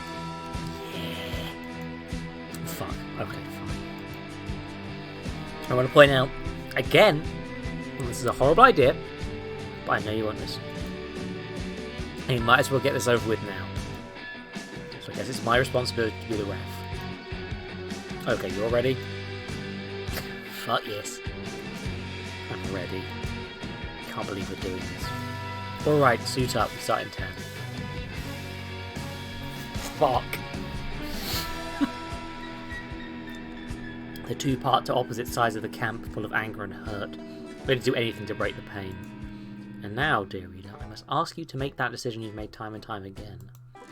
Choose your fighter. Oh shit, look at this! Hell yeah! Oh no! Oh no. Oh, I don't want to have to choose. I don't want to have to choose. Here's the thing, they've made... This is so... yeah. But also it's very, oh, I'm trying to get the words right. They are... God, Mimi, no! Oh no. Okay. I can't choose. I can't choose. I can't choose. I'm having trouble choose. Fuck, that's the wrong button. Who dies?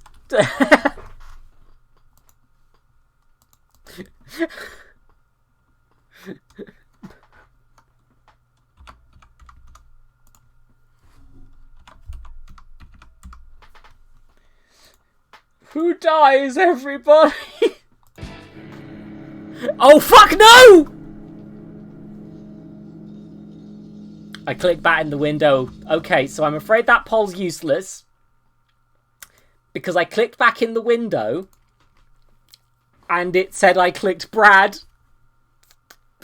God, fuck! No! I wanted to do a poll, damn it! No! Fuck! I fucked up! I fucked up! You are Brad!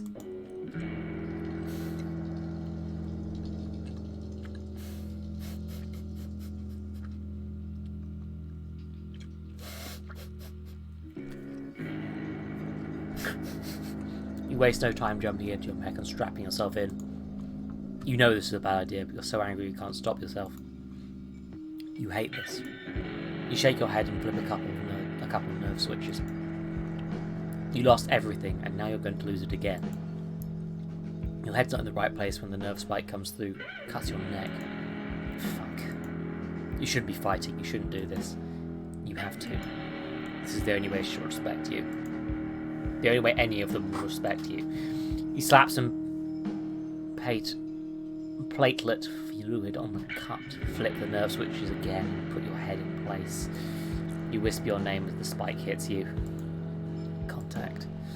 Mechs amplify emotions, echoing nerve impulses that loop back in on themselves. Your anger, frustration, and fear reverb through your new form in a way that you can barely contain. You are fury. You are strength. You are Ultra Brad. Shit. Okay, so you're gonna have manners about this. No biting, no scratching, and I'd say no nut shots, but mechs don't have that. Objection about that? There is no way that sentence ends in a way I want to hear. Dysphoria-reducing robot genitals. Fights the best of 4. Knock your opponent out of the ring to get a point. These are blood sport rules. Shouldn't it be best of 5?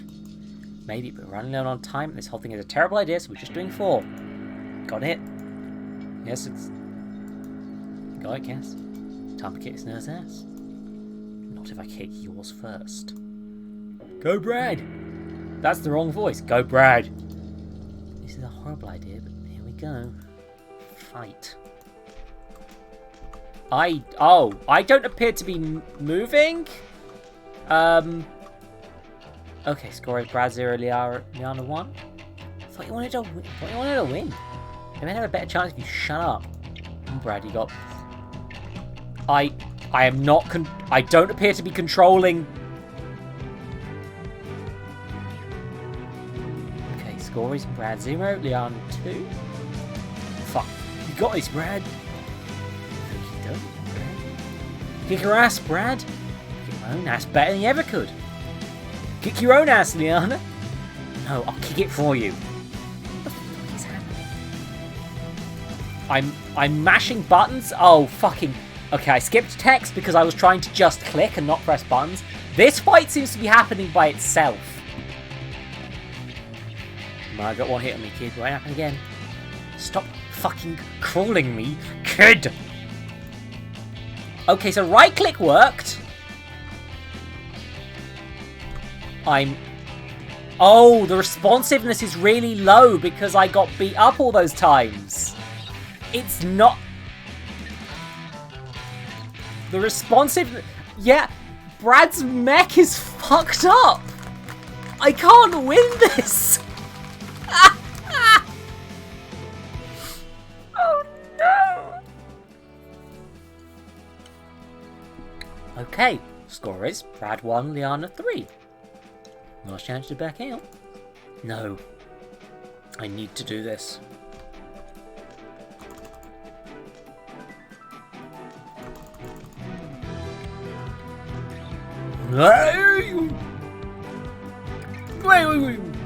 Wow. Okay, score is Brad 2, Leon 3. One more point, Liana wins this travesty of a game. It's like 4 in the morning, please give her a rest. Never. Not until she admits I'm right. Never. Yeah, the responsiveness and everything but the attacks is real bad because of how the...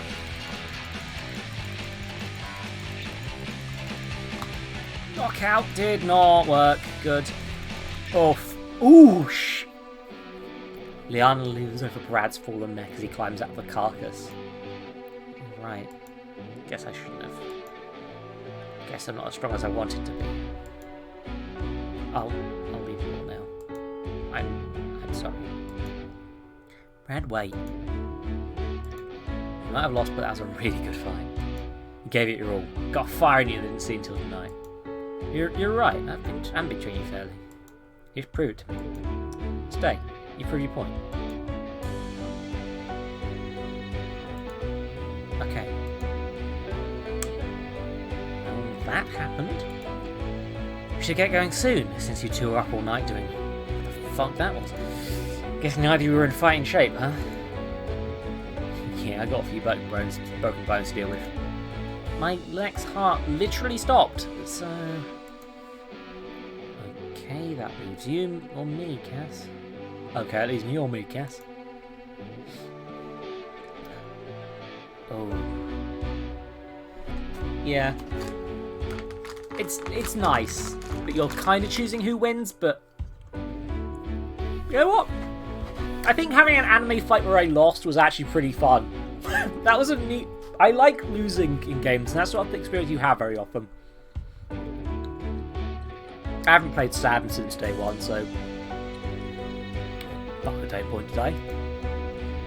Okay, let's get going then. I have returned! Well, where have you been? I got lost between the large boulders.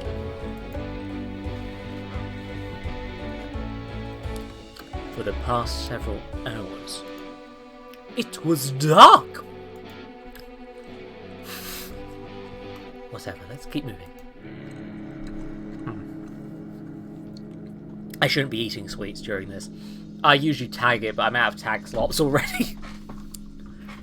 And I'm it's goblin stream hours. Sorry. You are Sam.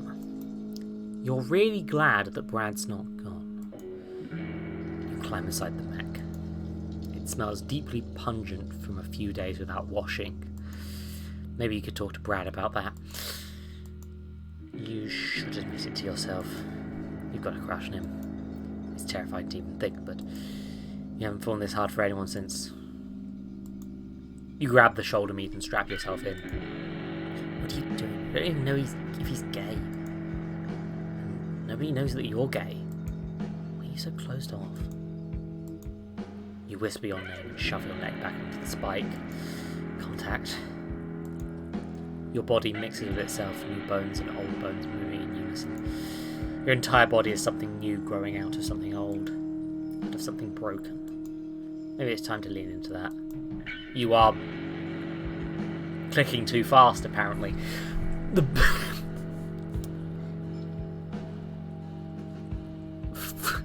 bitter cliffside air makes you cough as you stand. What do you want to play as? Oh! Okay, so it lets me change to Sam. Okay, I'm just gonna...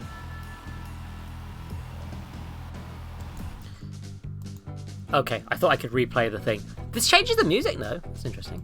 As a reminder, Bash knocks out enemies, Dash is teleport short distance. He recovers quickly because he has fast heal. I forgot this.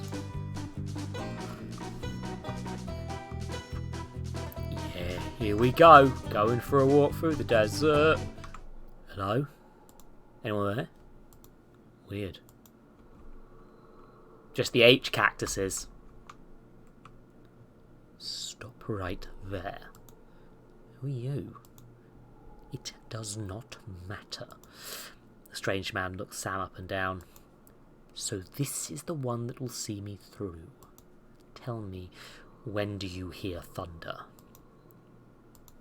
I must know your answer. I feel like it would be quite complex to remove an entire character from the story, so I feel like Liana will respect Brad, and Brad will calm down regardless of who wins and who loses. When it rains, I guess. When it rains. Tell me, what does it feel like? The rain. Does it matter? More than anything.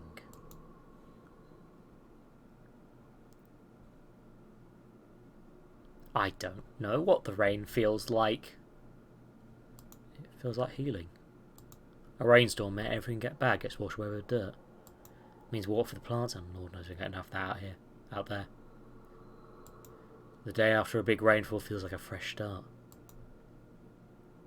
So you still have some hope in the world. This is disappointing. When the time comes, I hope you'll understand. I am sorry.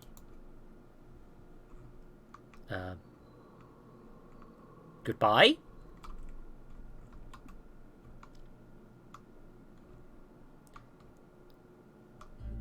Goodbye? I feel like that's foreshadowing something. After a long day, the sundown meatpunks settle down between cactus patches. Brad gets to work on mech repairs. Liana does some quick exercises. Cass keeps watch. Sam paces back and forth. Ed eats some sand.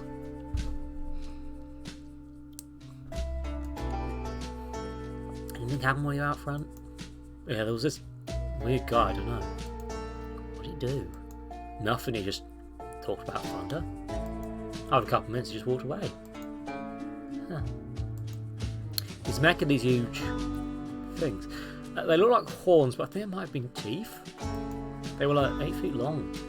Oh. What? Nothing.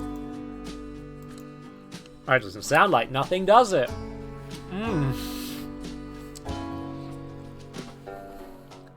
Hey, can I talk to you all for a minute? Sure, what's up? Sam freezes with everyone's eyes on him. There's a moment of quiet as he tries to push the words out.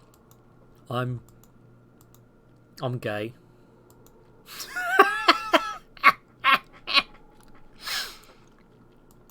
Oh, no, you're serious. I'm gay too. I'm bi. And also trans. I miss my friend C. C talks like Brad. I don't really have labels to describe what I am, but shit ain't straight. You're in good company. Oh. Huh. That's it. I don't have more to say. There's a moment of quiet.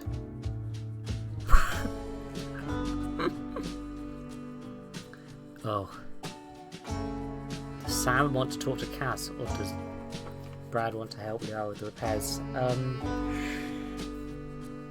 Oh, I feel like I'm getting FOMO. Damn it. Fear of missing out on the other conversation. No, I haven't seen much of Cass this episode so far. Hey, Cass, can I talk to you for a minute? Sure, what's up? I just want to say thanks. You've been thinking about what you said back in the blood station. I want to worry up and up. The rest of you do, but it's just not easy for me. It takes a while for me to trust people. Cass, we're friends, right? Don't unfriend zone him, Cass. Yeah.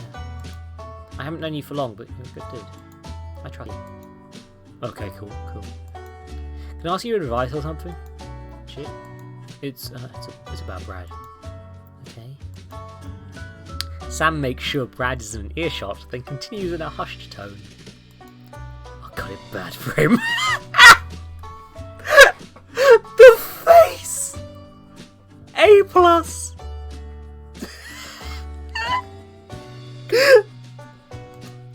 What? He's so hot and intimidating and confusing. Sam says something normal. Sam says something kind of fucked up. Oh no! I think I know where that's going. Sam, be normal! I don't understand what he's talking about 90% of the time, but I could listen to him read the dictionary for hours. And he showed so much fire in that fight last night. I better talk to him. He's so cool, but he's so confusing. Yesterday I gave him a pretty rock I found, and he just kind of licked it and said, I crave that mineral?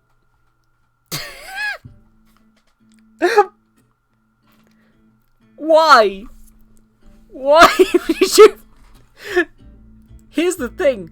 The further out of date that old Tumblr joke gets, the funnier it is that Brad is still using it.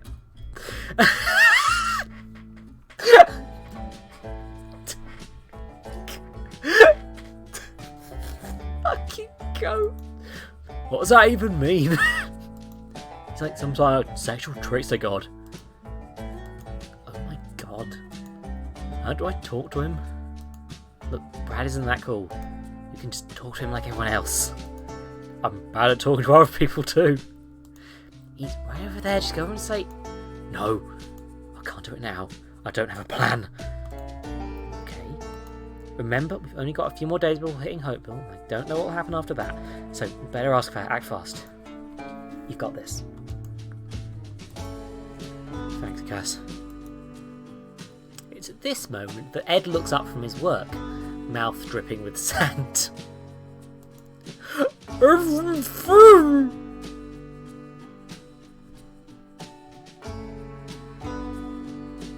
Everything!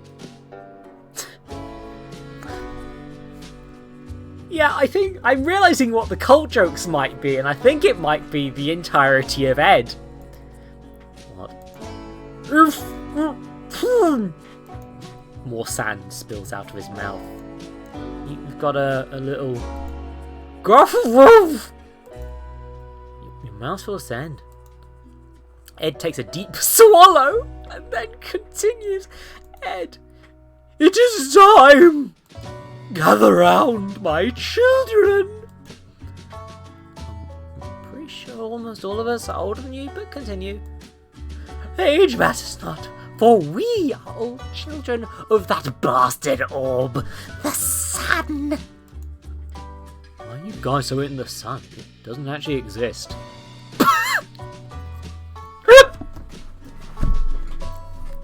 This is a very good out of context screenshot. Print screen. Another trick from the Dawnbringer. We believe that the sun did not disappear, but is merely in hiding. In hiding? Shh, but to get to the good part. Hey,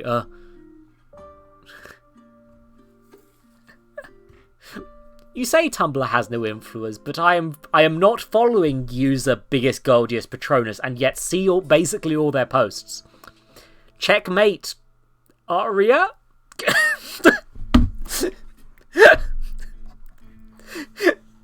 I don't know what... There are big users on Tumblr still. You could argue they influence people, but usually they influence people to, like, be shit posters and nothing else. So, you know... Gordy is a minstrel, not an...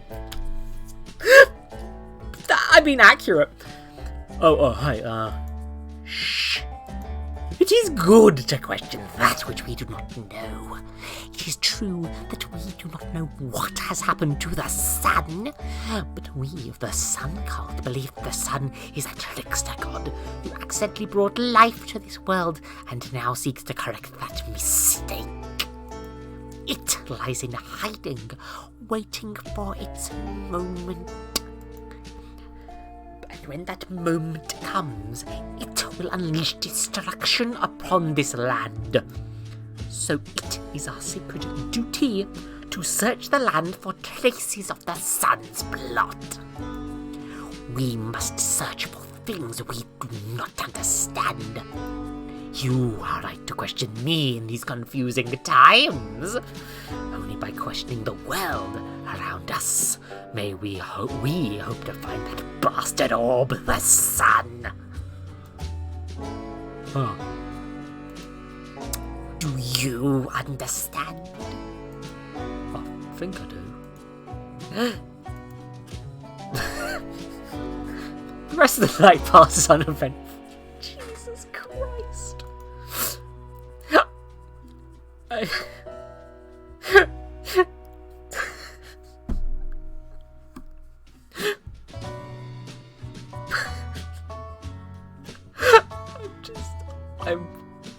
I'm tight.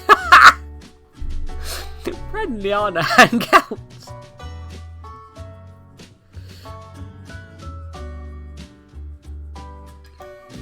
Cass falls asleep early. Sam and Ed spend some time talking about religion. When sleep comes, it comes without dreams. Which means that it's not the end of the episode. The next morning. Okay, you all know the drill by now. Honestly, we're in the middle of nowhere. I doubt we're going to come across any trouble, but who's taking point today? Cass is asking, but I want it to be Cass because she's the only one who isn't fucking beaten up. I mean, Sam's probably could cope, but he's just had a shift. It's fine. I'll take point today. Let's go. You are Cass. You climb inside the mech. Maybe this team's stronger than you gave it credit for. You feel good about that. Maybe they don't need you. You grab the shoulder meat and strap yourself in. Don't finish that thought. You whisper your name and shove your neck back onto the nerve spike. Better get going before you spiral. Can't afford that right now. You still have a few days to go. You are all or nothing. The bitter cliffside air makes you cough as you stand. Reminder of Cass's abilities, Crush, and... They get stronger if they get beat up a lot. Which is probably good, because it means that there's going to be at least one character who will survive. Panda? What does that mean? Panda! Let's do this. A stranger stands in the dust. Someone familiar. Who are you? I'm you, but stronger. What? I'm you, but stronger? Was that not clear? No, I got you, just... What's that mean? Where'd you come from? Is it like physical strength? Emotional strength? Look, I don't know. I'm just here to kill you, steal your form, and then take over your life. Is that too much to ask? Why? Why what? Why would you want my life? The fuck kind of question is that? To be honest, I've been having a really shitty week. You don't want this. I'm sure Cass are on the run from the cops. You've got no home, no cash, and 3 other entire human lives riding on our back. If we fuck up once, we'll probably already have everything crashes down and we go to jail or worse. I didn't even... What? No, I shouldn't tell you, too personal. Cass, you said her name's Cass, right? I'm you can tell me anything. Cass mumbles something. Well, I'm sorry, we don't have great hearing, apparently. Don't want to say out loud, just get over here. Cass whispers something into the doppelganger's ear. Oh. Yeah. Have you talked with anyone about this? Who do I fucking talk to about this? I made a fucking mess. I got so strong, so... Fuck that. What? Fuck that. They're stronger than you give them credit for. You don't have to do this alone, okay? Just talk to someone. You shouldn't... You can't be alone during this. Fine, I'll think about... No, don't think about it. Do it. Okay. The doppelganger gives Cass one last smile as they slowly wander into the wilderness. Cass ponders this existentially confusing scene for a minute, then sighs and continues.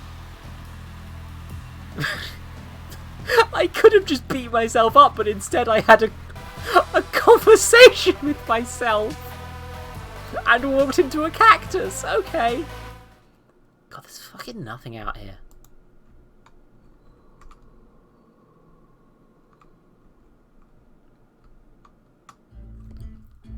After a long and existentially confusing day, the sundown meatpunks settle down between cactus patches. The air is weird, almost sour, as the scent of rot flesh mixes with aging cacti. Brad manages to pull together a small fire. The heat isn't much as the temperature drops, but it's something. Ed crouches at the edge of the light, shoving random plants in his mouth. Hey, Cass, how'd it go? Oh, okay, I guess. Any cool stories? Nah. You know, I ever heard the story of the Central American wind tosser? No, I haven't. Well, then gather round, because it's a cryptid story time. What? No. Can you think of anything else to do? Okay, fine, let's do this. So our story takes place in a little logging town up in the Devil's Teeth Mountains. The year is I don't remember. 3 fucking hours later. And there she finally caught a good look at the beast. A spinning head, 10 legs, a body shaped like a long pyramid. It was the last thing she saw before grabbing it and pulling it down into the log flume with her. When the locals woke up the next morning, all they saw was her severed head and some of the creature's legs lying in a pool of blood. To be fair, I think I get more gaudy posts because I'm following a friend of theirs. So I think I get a decent amount of their, like, good stuff, but I don't want to follow someone new on Tumblr. What the fuck am I, some sort of nerd? I'm not coping well with my existence today. Damn it, I almost make a killing joke. Don't... I'm doomed. They never found its head. Some say the creature's still out there, wandering around on 6 or 7 legs, hunting down loggers. She pauses and looks around. Brad and Sam have fallen asleep with each other. Ed is lying face down in a cactus patch. Whether he's asleep or dead, it's hard to tell. Cass is barely awake. Hey, Cass, what do you think? Oh, it was okay. Do you believe in cryptids? I I guess not. I don't know what I saw today, but I don't think it was one of those. Wait, what do you see? I don't know. Probably just a trick of the light. Huh. Well, we should probably hit the hay. You go on ahead, I'm going to stay up for a little bit longer. Liana watches the last shreds of bright fall as the night air gets colder and colder.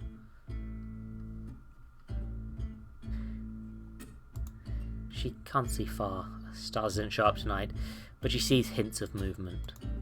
Nothing ever comes of it, but she tries to stay alert as the witching hour approaches. Somewhere in the outer distance, cactus cats play. That night, a dream. You are Cass. You dream in colours and broken shapes. Things seem more disorganised than usual. There's an object slowly growing in size inside your head. Some part of you feels like it's new. Another part feels like that it's been there all along. Something too big to behold and too strong to feel. You shake yourself trying to feel anything as this shape grows. It takes over. There's nothing left. You're nothing but this thing. In the distance you hear thunder. When you wake up, the sky is pitch black. End of episode 4. Gonna check how many episodes are left. I think it's 2. It's 2! Oh no! There's some... Okay, so... I've been kind of ignoring these so far. Anyway, let's... Well, number 1, I'm going to do another... I'm going to do this again, because I can. There we go. On the store page, there is a little summary of each episode. Episodes 1 and 2 go as a combination. Cass makes a choice, Liana goes to work, Brad dabs, Sam fucks up. I don't remember Brad dabbing, which is a terrible shame.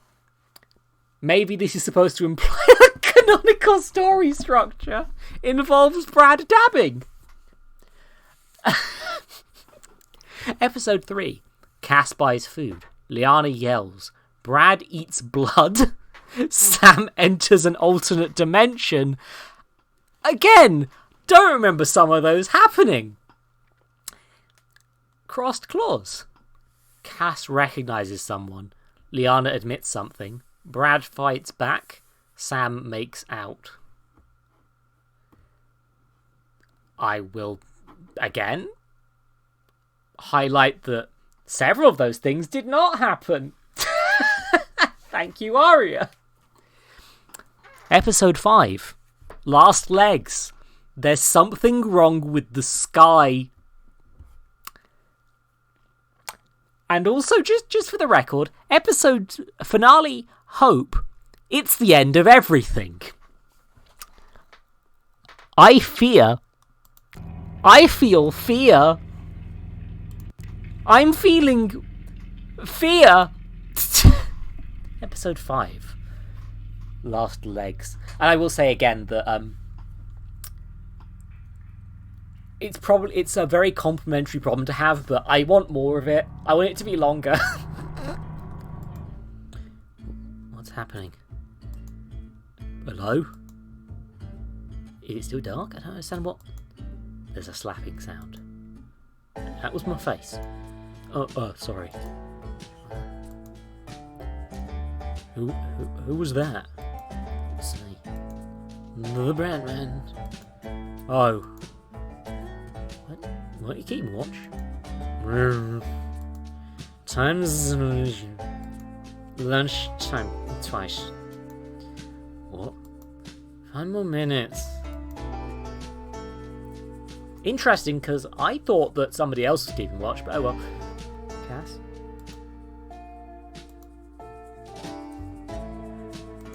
Cass! What? Oh! You okay? Yeah, you're just right behind me. Sorry about that. I got up a while back. I had some weird dreams. What about? There was something inside me. Oh, shut up.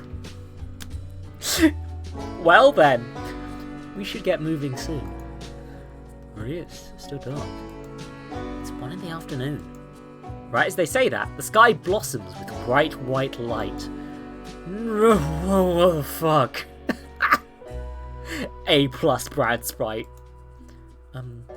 That's unusual. What the? Darkness. Fuck is going on? Shit, I guess something's wrong with the bright. Okay, let's calm down. There's a chance that only happens once if we... Okay, never mind, fuck me. Okay, so the bright isn't the sun. We've already established this. What the fuck is it? Did Ed do this? I've got nothing. Brad, what you thinking? Okay, I've got an idea, but it might be controversial. And hit me. We go right back to bed. What? I'm just saying if we go back to sleep, there's a chance we can wait this out. Won't make much progress like this anyways. Fuck, this is doing weird things in my eyes. I get what you mean, but we're running low on supplies. We're still 2 days of walking away from Hopeville. Oh, wait, how did you just keep going there? What? The sky just swapped from night to day and you just kept going? Oh, I don't really feel fear. What? Not since 2016 anyways. Long story. Anyways, we should keep going. I think that's a mood. Yeah, we were thinking the same thing. Hey, I wasn't, just because... Fuck! Just because you two are in agreement doesn't mean we all are. Fuck, okay, fine, let's put it to a vote. Anyone who wants to keep moving, raise your hand. I can't see a goddamn thing. Okay, fuck. Say aye if you want to keep moving, I guess. Aye. Aye. Okay, and opposed? Wait, do we say aye or... Oh, say aye or nay? Doesn't fucking matter. No, we should stay... No, we should stay to fix things. Nay. Fuck, that's a tie. What should we... Oh, okay, make it stable. Fuck, that was weird. Sure fucking was, buddy. Should we get going? Yeah, let's go. Hold on. Where's Ed? He's nowhere to be found. On the ground there's a small note written on a convenience store receipt in blood. Cass picks it up. Fuck, this is bad handwriting! Fuck, this is bad handwriting. Let's see. Astronomical evidence suggests something weird is happening. Going to search in this area. Goodbye, thank you for your help. The night be with you. Huh. Is that it? Yeah, it ends there. No, wait, there's more in the back. Sorry for writing this in blood. I couldn't find a pen. I'm gonna miss that weirdo. Me too. He was less bad than I thought. Wow, glowing compliment. Look. Okay, I'm gonna cut both of you off there. We only have so much bright today. Probably. Let's not waste it. Who's gonna take point? I guess Sam again. I'll do it. Let's go. You are Sam. You're up front today. Good. You need some time alone anyways. Climb inside the mech, shaken by the bright apparent instability. You knew stuff like this could happen, of course, but it's never been so violent. You grab the shoulder meat and strap yourself in. Funny. Just as soon as you start to trust people, you can't trust nature anymore. No use worrying now, you guess. You take a breath, whisper your name, and shove your neck back onto the nerve spike. Something is wrong. You're not alone in here. For an instant, your body is not your own. You strain against your physical form as a mental scream tears across every neuron.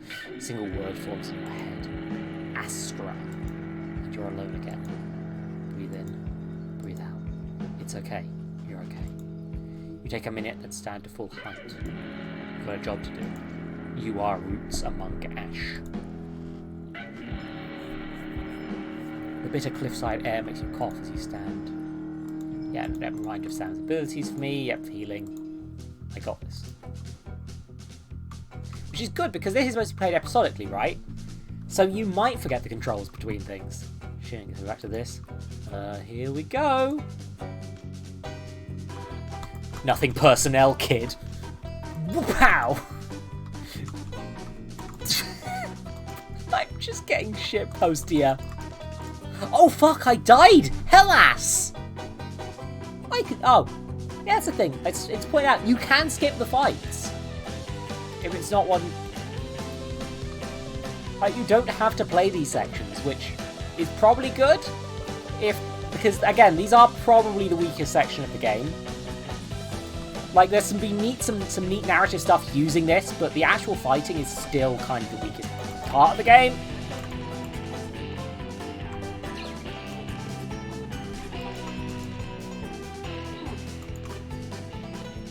But simultaneously, it's nice that they kind of know what they're doing. Oh, piss buckets! Get in the sea. Oh, neat. If I teleport at the same time I attack, it adds momentum. So if I whoosh, no, there's a trick to it where they go flying. I'm not sure what it was actually. Yeah, this is... Meatpunk is kind of body horror-y, huh? Oh no, it's a large boy. Oh, fuck! No, the large boy! Okay, so, yeah, if I fail this another time, I will skip it.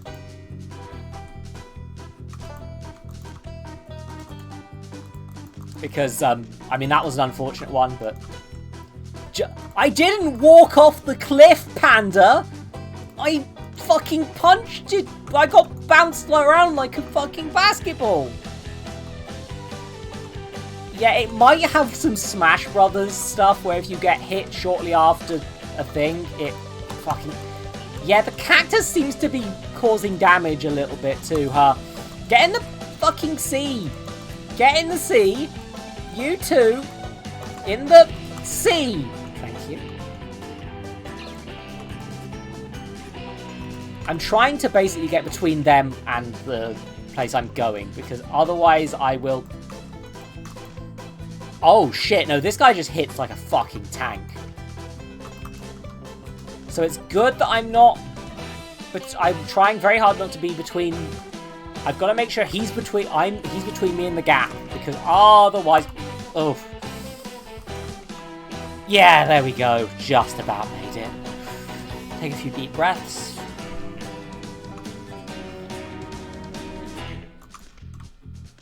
But the big guys, they're punching... The big guy punches the other guys. Ooh. Oh, God! Skip fight. Yeah. I did enough. I hope I didn't miss anything by skipping that. But again, those sections are there to... I think they're there to convey the sense of a journey rather than it just being talking and talking and then we moved. Which makes sense. After a long day of fighting, the sundown Meatpunks settled down on an open stretch of land. There's nothing around for miles as the bright slowly falls, where a hint of the panic it showed this morning. A light breeze blows through the desert. For a moment the air is cool and sweet. How'd it go? Well, we're back in Flash territory. Nice. Is it? Is it really? Killing Flash is great. Makes me feel all warm inside. Oh, whatever. It just kind of makes me feel sick to my stomach. If we're back in Flash territory, that means we're getting close. If I'm guessing right, we should be just 1 or 2 days away from Hopeville. This is the home stretch. The air is thick with something needs to be said. Sam to Cass, Liana to Brad. Hey, Cass. What's up? Not much, just beans and whispers. Gonna try and talk to Brad tonight. Good luck. thanks. I really need it. I really don't. Sam walks over to Brad. Leon rolls over to Cass. The two growl a little as they pass each other by.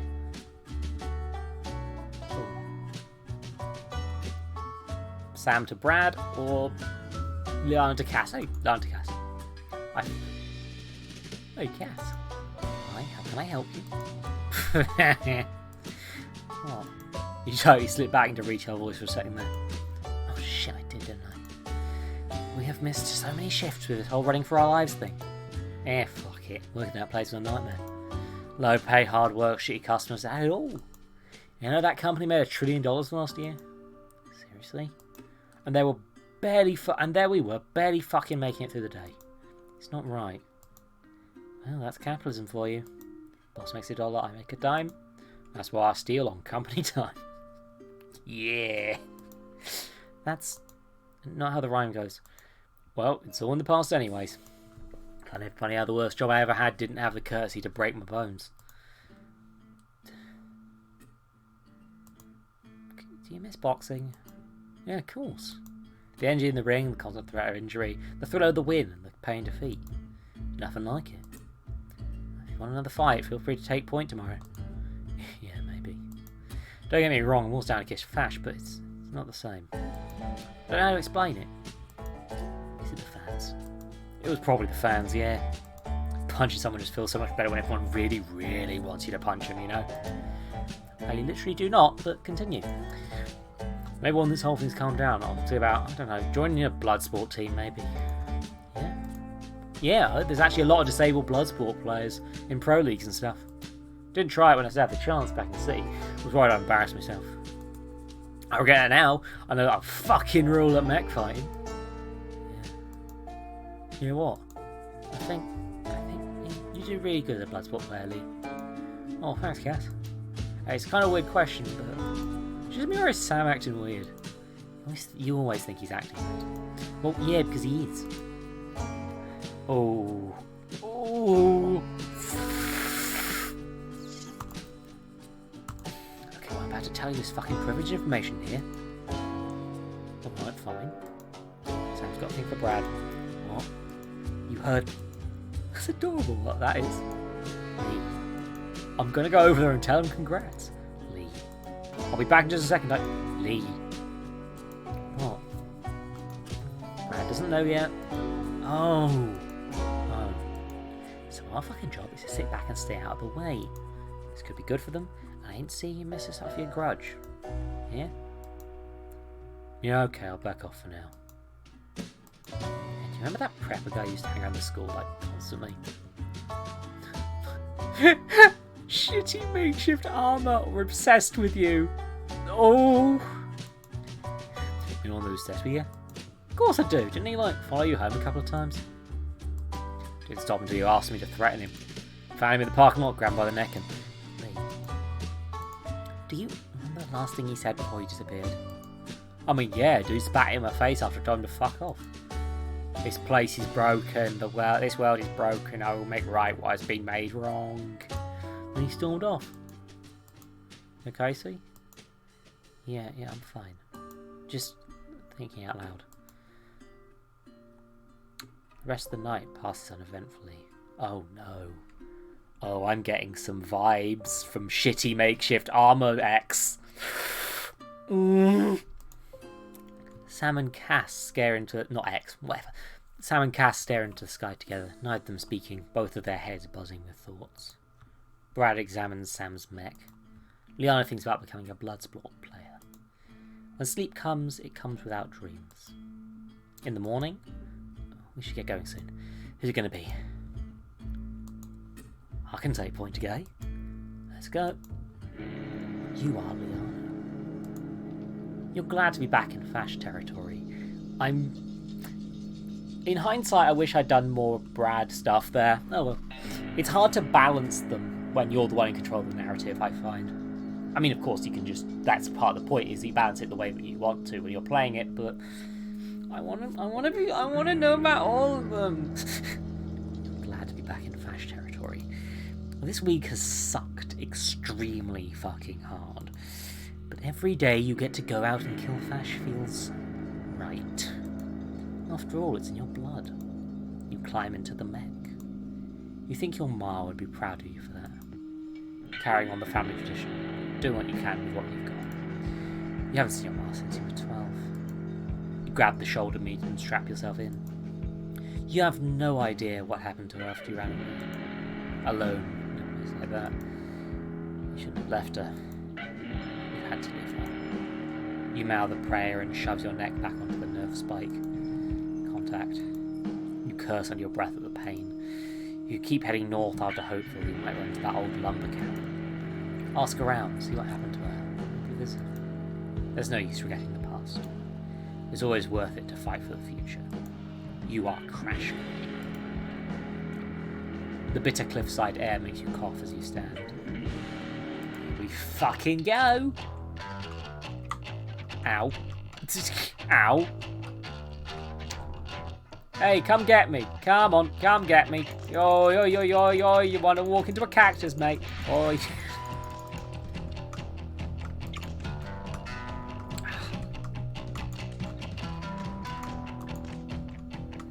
Hoo-yah! Enter the cactus hole. Woof. Oh god, the cactus hole sounds very bad. Also, I like that they seem to be programmed to punch each other as well. Oh, knockout. Oh.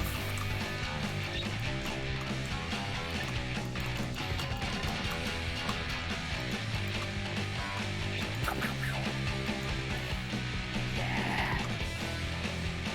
Oh no, Leon didn't whisper her name. That's going to end bad. Fuck. God, no. Into the sea with you, friend. Oh.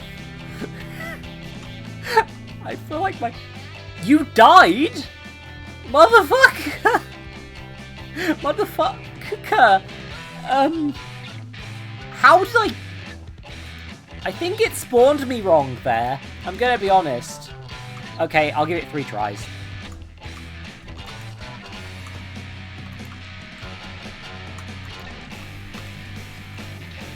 I think it spawned me inside a cactus or a death zone.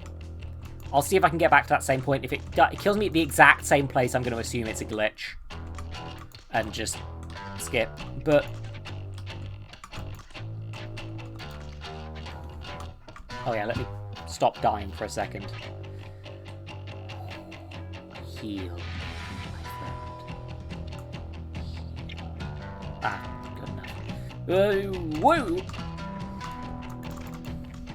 Oh shit, okay, that was me dying properly. There we go. Nice. Okay. The music's good, by the way. I want to make a point about that one. Music good. Also, like, I think I'd like, again, I know there's already a sequel, so it's kind of a bit pointless to say this, but I like the idea of a sequel to this game where you can have more of a sort of teamwork thing going on in the combat. I get the idea that they're going for with the going ahead to protect everyone else to split the resources thing is still sort of a teamwork thing. But I'd like it if you could, like, bring everyone to certain fights. You know? Just... I mean, I guess what I want is a tactical RPG or something, which might be a bit of a big ask. But... oh, shit on it. Oh, dear, oh dear, oh dear, oh dear, oh dear, oh dear. I ran off the edge. I said 3 tries. Yeah, swapping people in and out situationally, yeah. That might be neat. Yeah, there's a Season 2, which I believe uses different mechanics, but I'm not sure how it differs. Bear in mind, I haven't finished this season still. I've been playing it today. It's my first playthrough. After a long day of fighting, the sundown Meatpunks finally take a rest. Panda, why? With Hopeville so close, everyone's eager to keep moving, but Cass stops the group before Brightfall. Time to call it quits. Are you sure? I could probably... You've been going for like 8 hours. This next fight's gonna be hard. It's close to town. Gotta be rested for it. Alright, fine. heads up, I'm about to give you a choice between two conversations. They're both important to the tone of the story and push the plot forward, but one of them is decidedly heavier than the other. Just letting you know ahead of time. Thank you. Oh. Sam and Liana have a conversation that goes right. Brad and Cass have a conversation that goes wrong.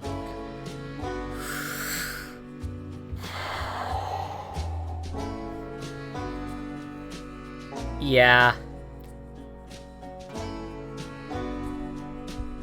I feel like some of those warnings are about to come up because I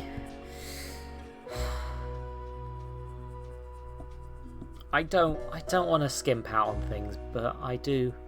You know what? No, I'm having a bad week, and as important that I think that it was nice that they gave me a warning, because I'm gonna have a conversation that goes right, because I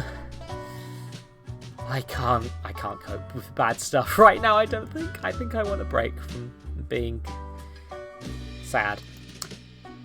Hey, Liana. What? I was right into it, huh? Look, this whole enemies thing is just isn't working for me. Don't get me wrong, I have a lot of reasons to hate you. I have a lot of the energy for it. I don't have the energy for it more, you know? Made a lot of sense when I was an angry teenager and you were an angry 20-something. Don't get me wrong, a constant war brought on a lot of stability in my life, and I saw you acting at the time, and I really thank you for that. But this just isn't helpful for either of us anymore. I've lived with you for almost a week now, but I've saved each other asses more times than I can count. Plus it's just weird now that we're fighting on the same side. Sam, what are you saying? I can't stay enemies with you. Well, shit. What does that make us then? I don't know. Friends? Okay. We can try it out at least. Hey, it's my good buddy Sam. Oh wow, it's my friend Liana. Let me just say, I really appreciate you. Well, thanks, I don't hate you even a little bit. Fuck! Wow, great to hear. What are you up to later? Definitely not brooding about how much your actions negatively have impacted my life. Are you... Maybe round it off with some fucking that time you took me away from the nicest family I ever had. Fine, I can't do this. Maybe the hatred runs too deep. We can't just move on from it. Yeah, maybe. What about rivals? What about them? What for your rivals? You can't ignore those shitty feelings. What if we channel them into something productive? I'm not sure I follow. We put all this time to put each other down, right? What if we try to outdo each other by being better? Pushing each other to do more good? Let's just say, you can hate fashion, eh? I say, fuck you, I can do better. Take point tomorrow and kill 9. Then you got to outdo me. Should take point and kill 10. Upward spiral. I don't know what shapes you have to do about it, but I think you get it. Let me come up with this anyways. Brad told me about it a couple of days ago when you were talking about anime. Brad, I'm spending so little time with you, but you're one of my favourites, I promise. What's anime? Not sure even Brad knows.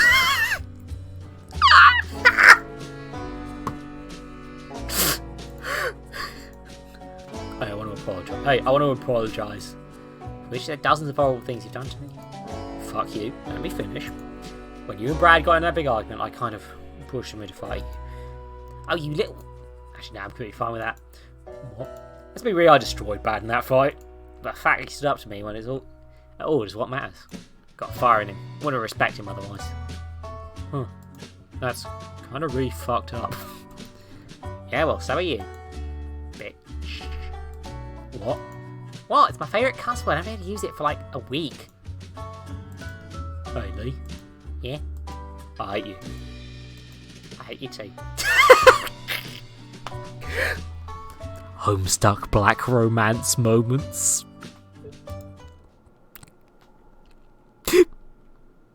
The rest of the night passes on. Okay, this game is very much my shit. I need you to... I'm sorry. Sam and Liana get into a push-up contest. Brad and Cass talk long into the night. When sleep comes, it comes without dreams. The next morning. Alright, this is the home stretch. If any of you want to get some final fash kills before we make it to town, have the time to do so. I mean... Oh, Sam's got to... You know what? Fuck fucking panda! No! I haven't spent enough time with Brad. Brad gets time. I can do it. Let's go. You are Brad. You're really fucking worried about Cass now. You promised last night you wouldn't give up on them, and that's true, but we're really not sure what you can do. Oh, leaving that in... That's neat, because it's like, it's implying what happened in a way that's fucking terrifying. You climb inside your mech's ribcage. It's almost cozy in here, between the blood tubes and the slowly pulsating bioluminescent warning lights. Sweat drips from the top of the hollowed-out torso onto your forehead. Well, nothing you can do right now. Maybe things will be different once you reach Hopeville. In the meantime, you flip a couple nerve switches in position in your neck. You whisper your name right as the nerve spike hits you. The warning lights pulse bright for an instant, and then dim as you become accustomed to your presence. Right now, the best thing you can do for Cass is to take point one last time. Home stretch. You've got this. You are Ultra Brad.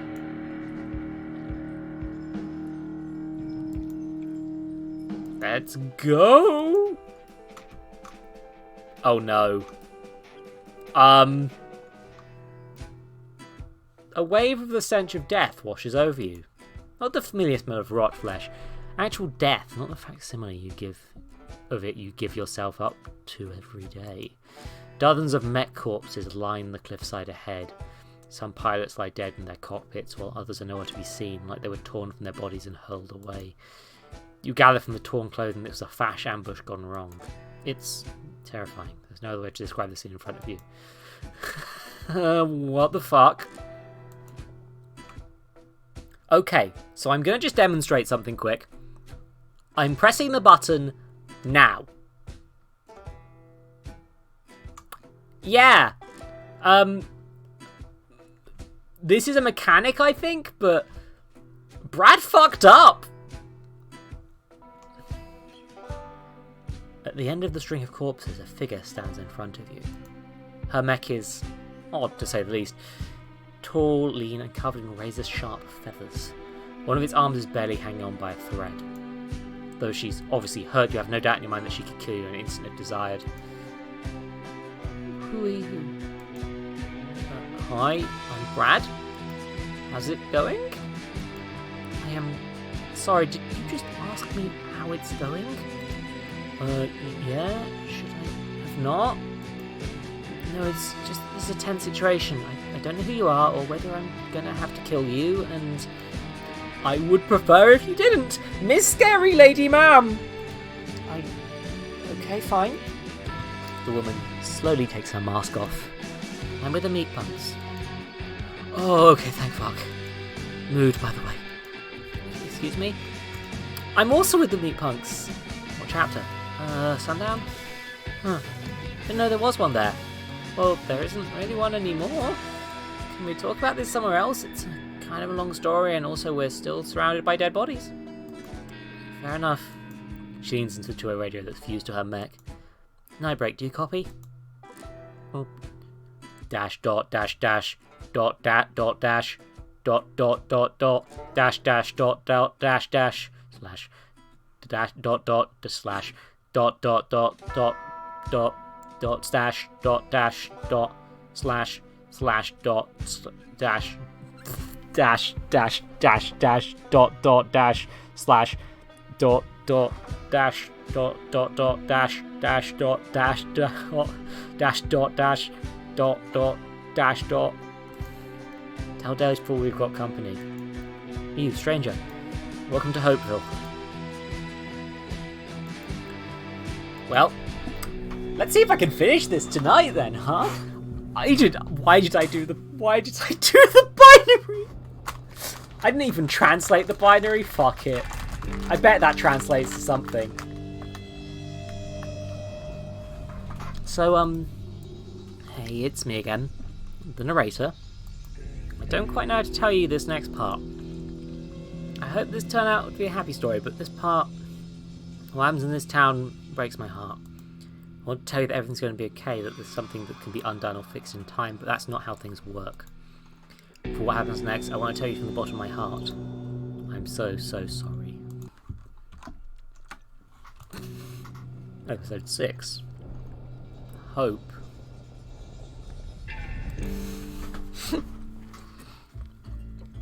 A small rundown diner on the edge of Hopeville. A regular meeting place for the Meatpunk chapter that lives here. Our 3 heroes, Emmy, Moss and June, sit in a small booth across from 4 strangers.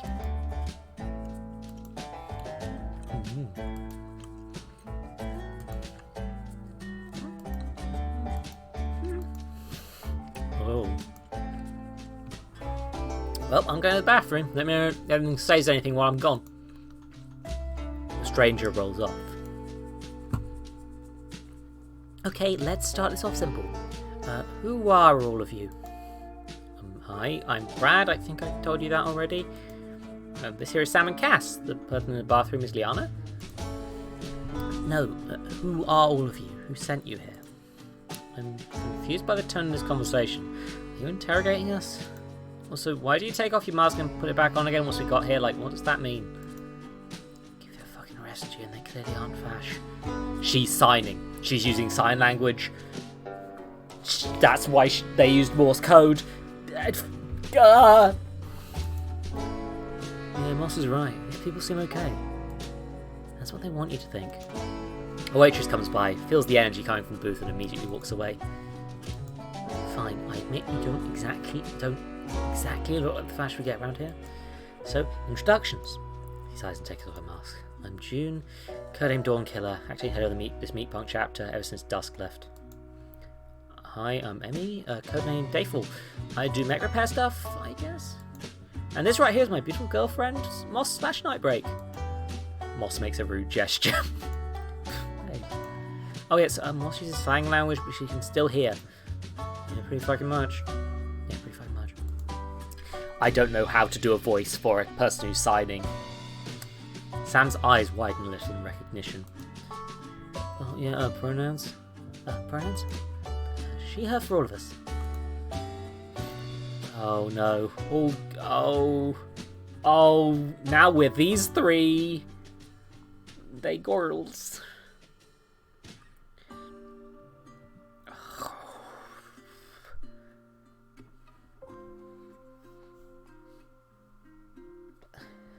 Oh no, I want to talk to all of them. Oh, the sign in the back says Alice's apparently. Neat. Oh yeah, no, it's in reverse and it's mirrored because that's from the outside. Huh. Good catch, Arya. So, Cass, was it? Yeah. I'm sorry, I don't usually find myself at a loss like this.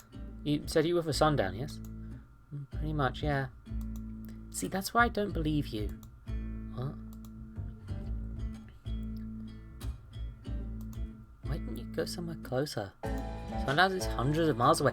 Sure, you can find refuge in Slaughterville or Hell Reno or Ratonga or anywhere in South Eldo. So you cross some of the most dangerous terrain in the country to come to our little town for a few thousand? Do you see why I'm suspicious of you? Okay, honestly, I forgot all those places existed. We were on the run, lives were on the line, so I made a bad call, I guess. All that matters though is that we're here, right? I promise you, we're not cops or fash or whatever. That is, mate, we're in a delicate situation here. I wish I could welcome you with open arms, but things recently have been, well, for lack of a better word, weird.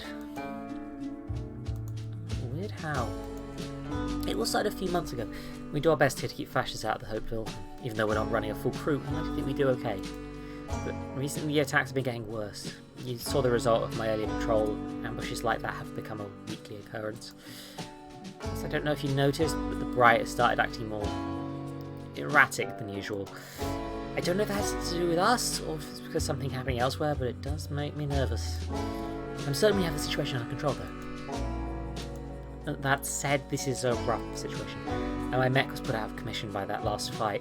I don't suppose any of you have any combat experience? Ha ha ha ha ha.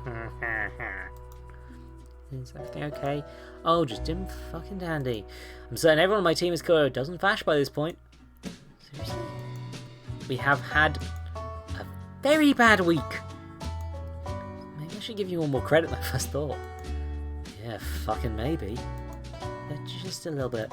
A tiny smidge. Guess I should figure out what to do with myself now. What do you mean? Well, we didn't exactly run off into the wilderness with a proper plan. Honestly, I'm surprised all of us made it out alive. We just picked a town and started running that way.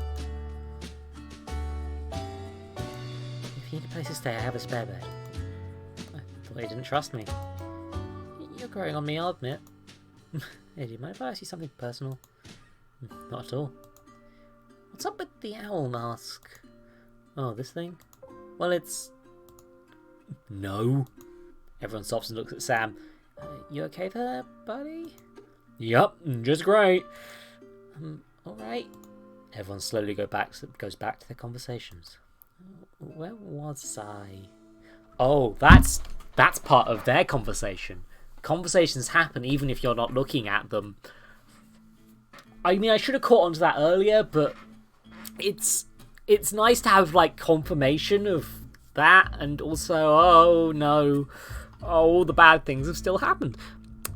Where was I? My choices affect almost nothing. The mask.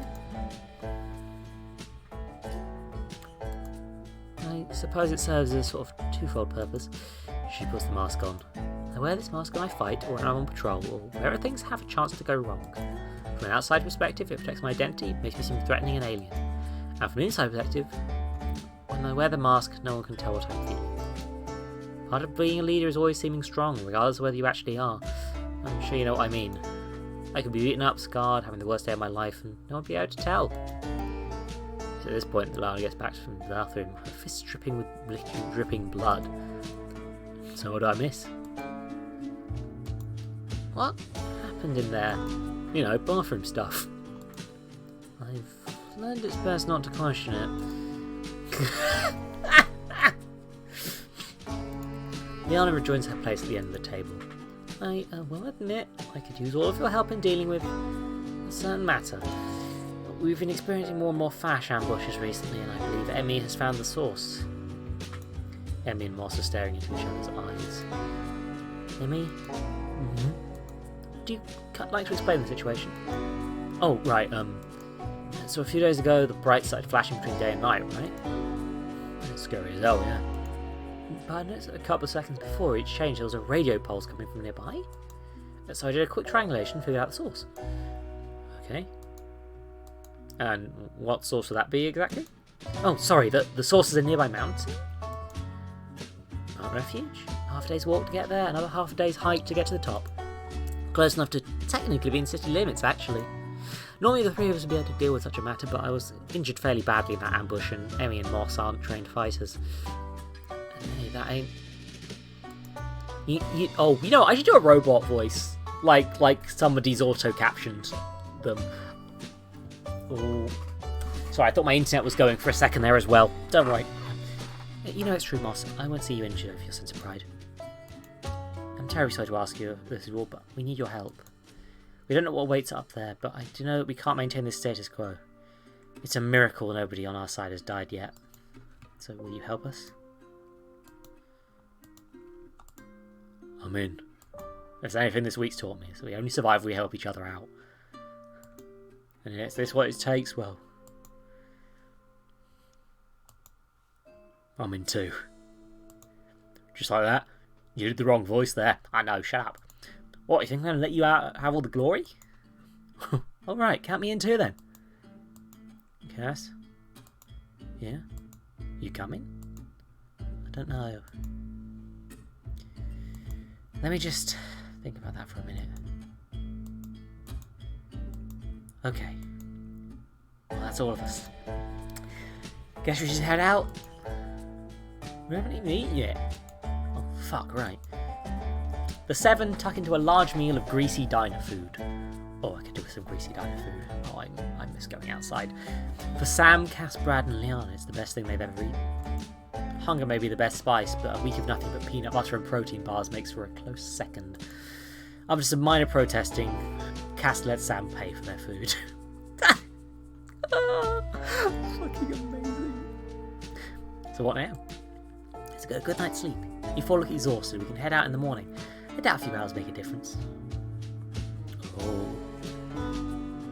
Cass and Liana spend the night in June's place. Sam and Brad spend the night in Moss and Emmy's place. Oh no. Oh, I want them all to kiss. I know, but I want to see all of them kiss. Ah!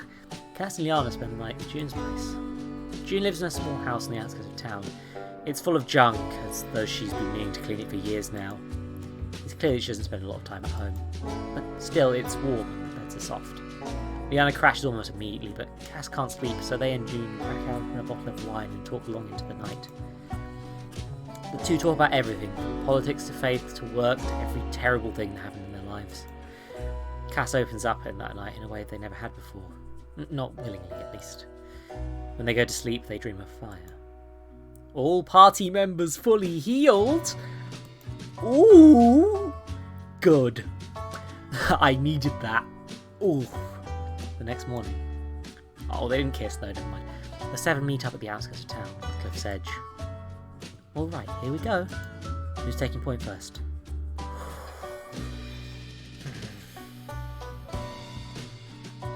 Oh, Brad's got this. Cass.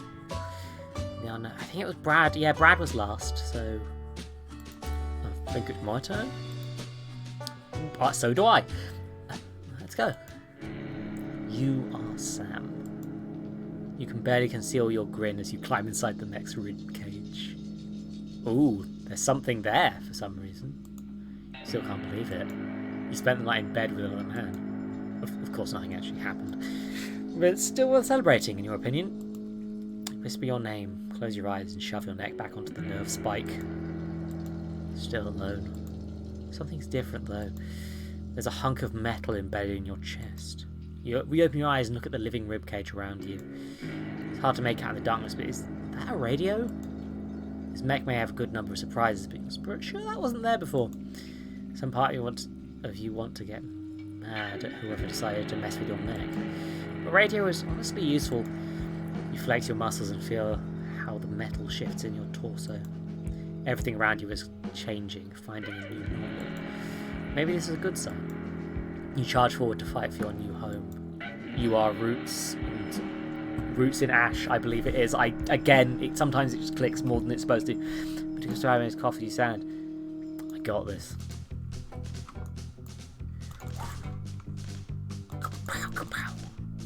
Hey, fascism, get off the cliff. Roots Among Ash. Thank you, Aria. Again, I'm not meaning to skip, sees.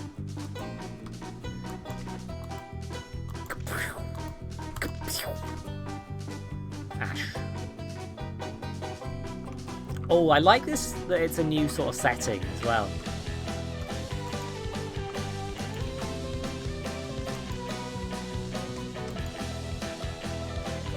I'm thoroughly enjoying this videos game. This is a videos game. I am having fun. Whoop! Don't.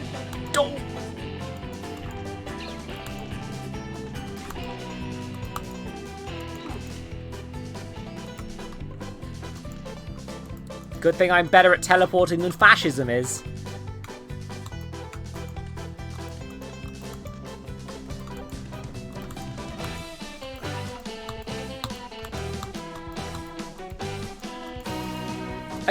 I'm not sure what's changed. I think the music changes with who you're fighting as, actually. I'm not 100% sure.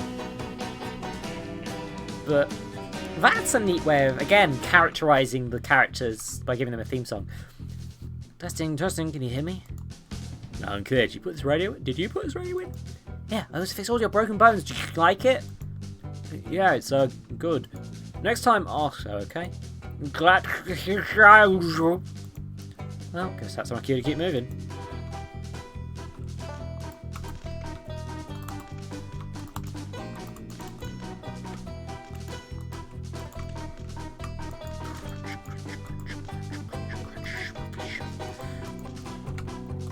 I really want to just shove someone off the cliff. Just walk at them until they fall off.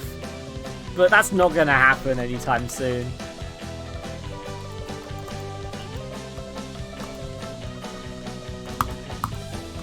wait for the swipe, and then whee. Oh, fuck, you got me, you nerd. How dare you get in the ocean?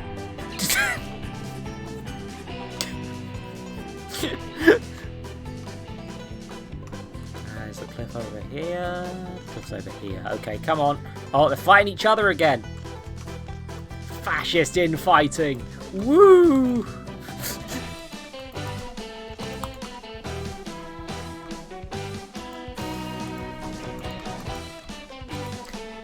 Yeah, no, they are definitely fighting each other, huh?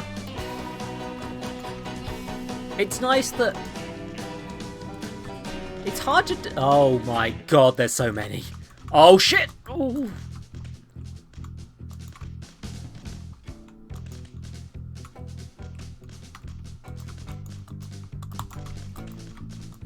You know, I think more leftism should teleport. Teleporting is now a lefty thing. Shadow the Hedgehog, massive lefto.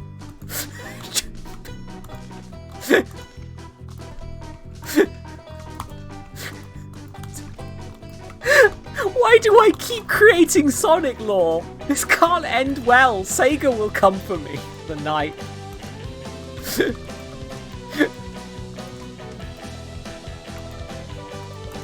Okay.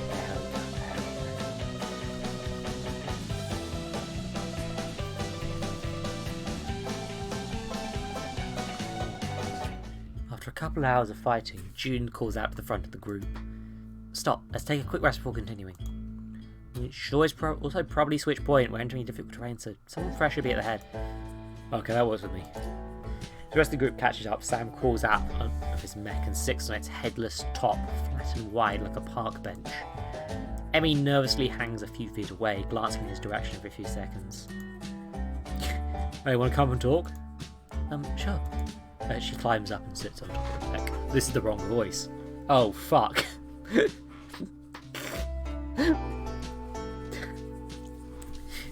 Don't, Aria, don't validate me. I will someday end up writing an edgy Sonic fan comic, and it won't end well.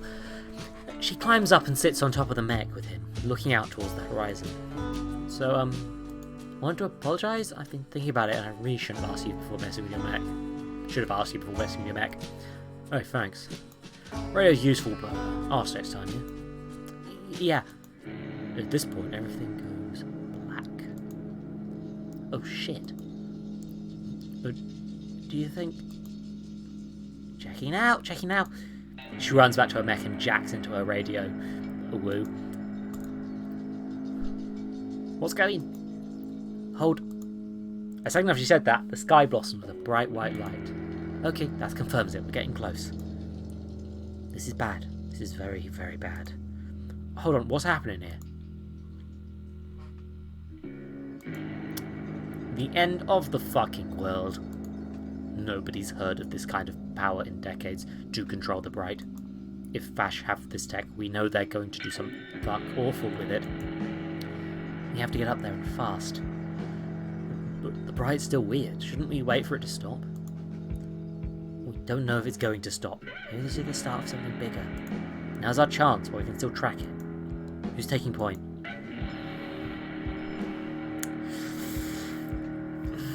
Who haven't I played?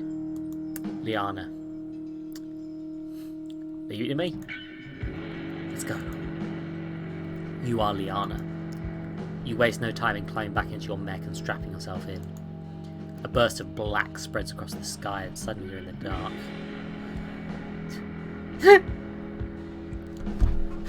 Oh, Arya.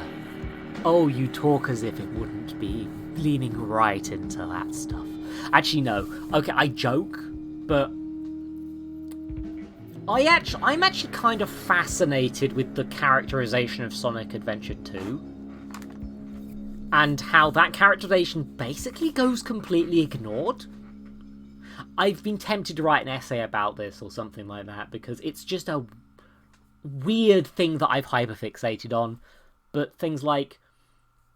Because it's a Sonic game. Like, you don't... It doesn't matter now what happens. I will never give up the fight. But... I'm like that in a bad way. But the thing is, I am fascinated with that. I'm fascinated with exploring those characters in the same way that that game did.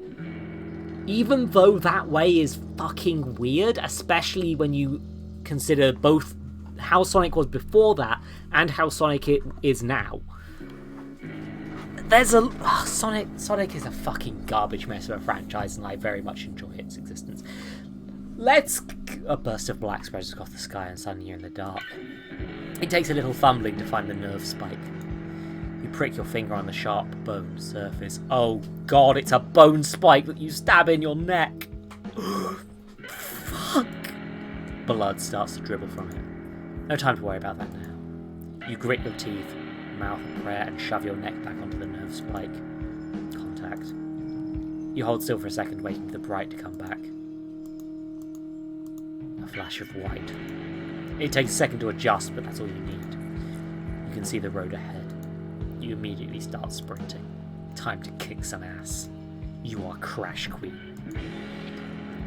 I'm not sure that Liana, I don't think says her name before doing it. That's, I think, characterization.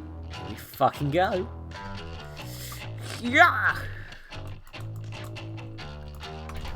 Oh no! Oh, it's a mechanic! Oh fuck! Oh no!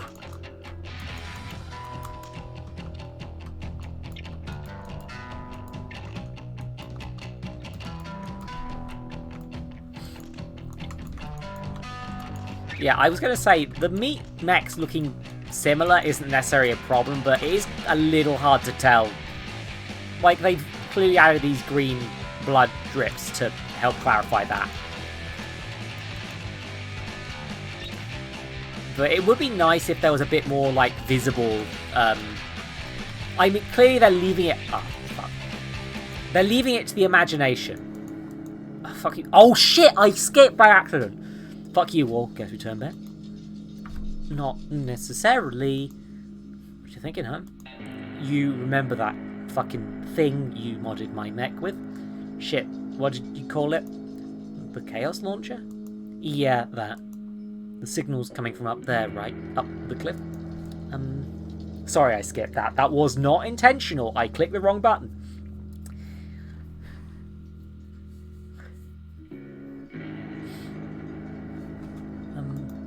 You should check the radio equipment. Yeah.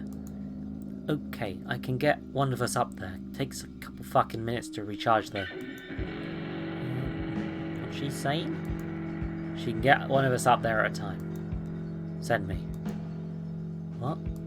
I've been thinking it over and I know who's up there. There's a chance I could talk him down.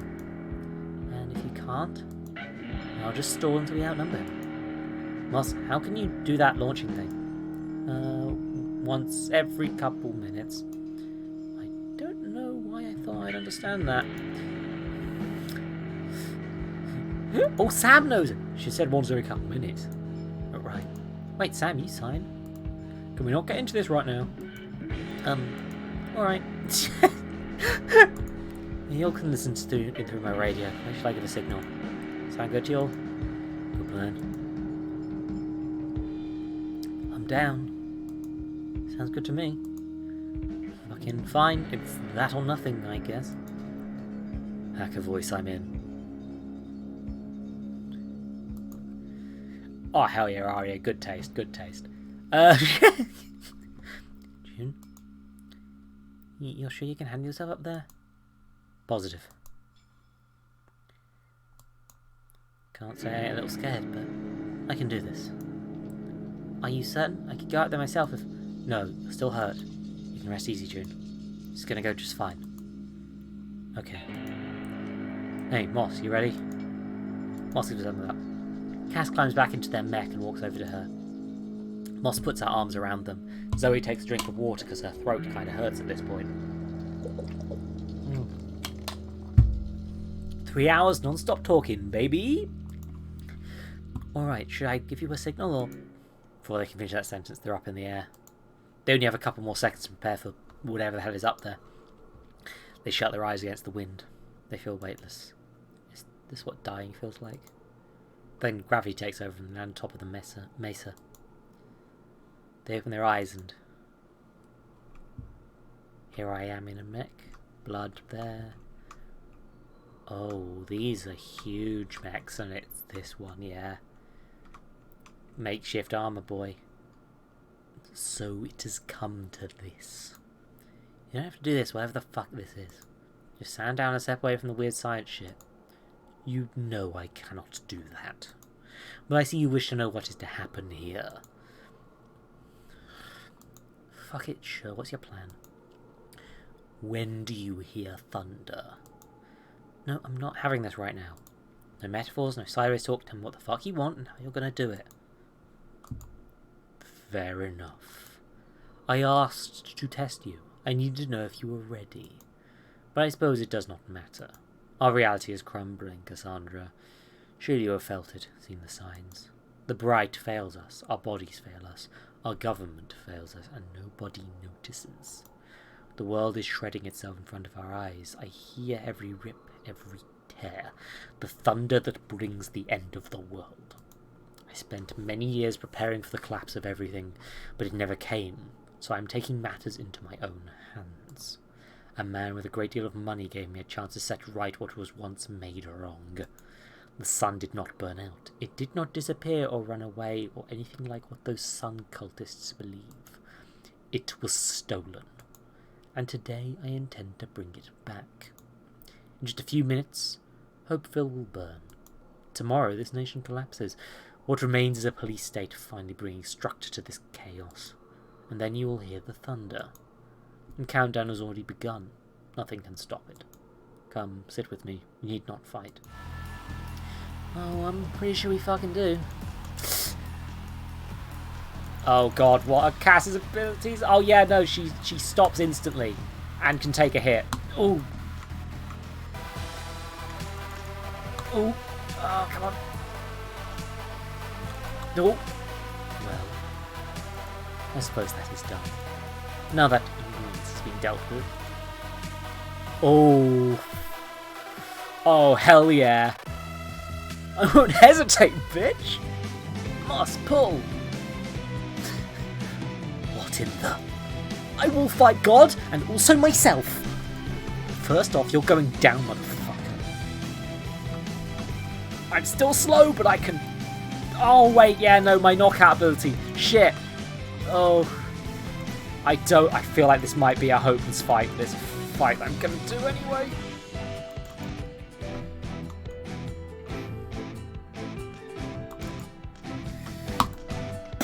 Ooh. Ooh, I think I got it for a bit there. Ooh, come on. Oh, I'm crushed, I'm crushed. Oh, he's teleporting. Rude. Don't be rude. That's rude of you. It's so rude. Come on.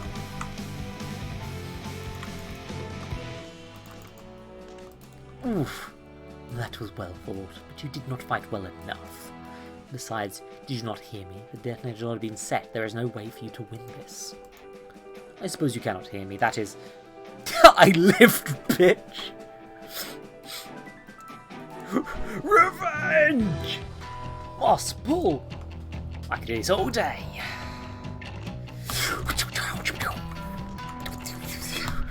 I like when I'm playing how I just start spamming. Oof. God, this is a tough enemy. Oh, yeah. Mystery. Question mark, question mark, question mark. Grabs the ledge and immediately hurls himself back onto the plateau. Fucking cheater. You thought your fall could kill me? I have been working towards this moment for years. I will not stop until I see it through. Do you truly think you were the only one who could avoid death? Shit. Okay, here we go. Okay, so both we and him are avoiding death in this fight. Grabs Legend a bit slower than before.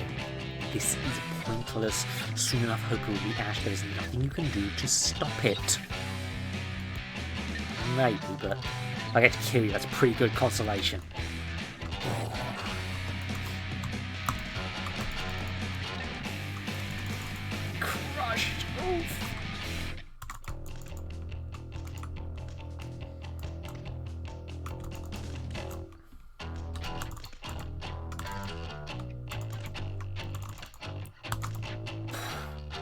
Question marks grabs the ledge and hurls himself back to the plateau. It seems like real effort. His mech leaks blood in a trail behind him. You've not defeated me yet.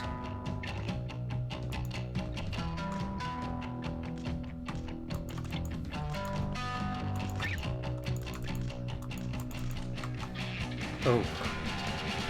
Question marks grabs the ledge and hurls himself back onto the plateau. He barely makes it back on. You're not certain if you go do it again. I'm not yet finished. The truth is... Oh! I'm doing well with this mech, but I want to have everyone fight. Oh! Come on. Yeah, no. Shovey, shovey, shovey!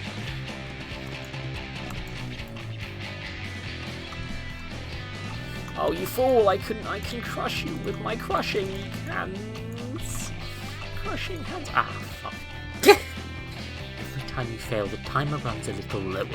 There's a couple more minutes now and this tragedy will run its course. I'm sorry, there's no other way. I must do this. I'll make you eat those words! We'll weigh it down eventually. Moss, pull. Excuse me? We'll weigh it down eventually. There's 4 of us and 1 of you. We have to win. You can't beat all of us. You don't have to win, child. I must only avoid losing for a little longer. Then you will hear the thunder.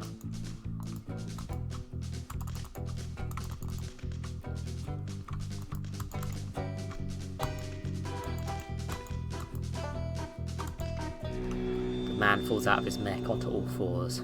Blood leaks from tears in his clothing. I see. This is the end of everything. Fuck, hold on. Sam stumbles out of his mech and catches his breath for a second. That's what you get for trying to mess with my friends. What? Where's this detonator? I can turn it off and save the day. There isn't one. And even if there were, well...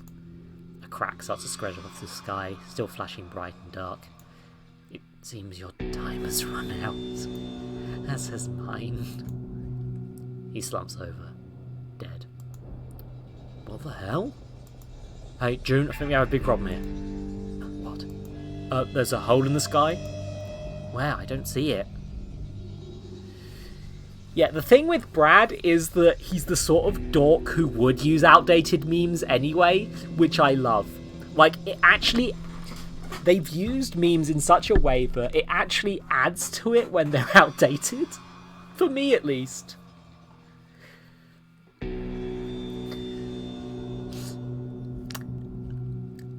That's only mostly right, Panda. Wow, I don't see it. It's right over. Oh no. It's right over. It's right over Hopeville. Everyone move out. We have to get there before... A blast of heat. A roar unlike anything. You turn around.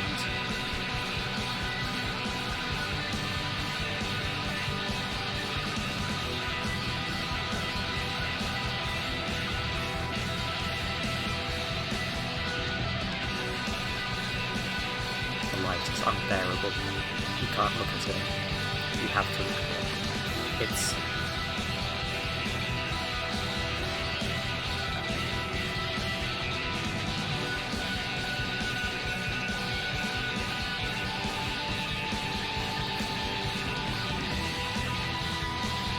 sun. Oh no, don't look directly into the sun! The light fades. You can see it through the smoke. And you can see it. Hopefully it's gone.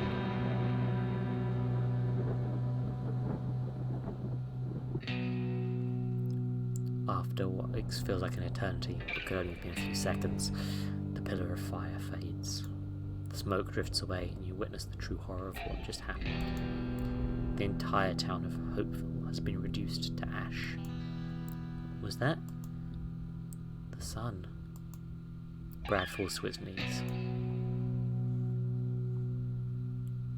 Oh no, don't do the cult thing, Brad. That's it. We lost. We failed, and now the sun's back.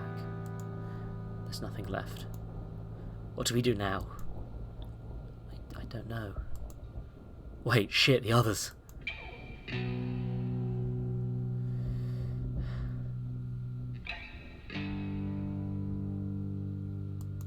Sam and Cass climb down the cliff face to check on the hopeful Meatpunks.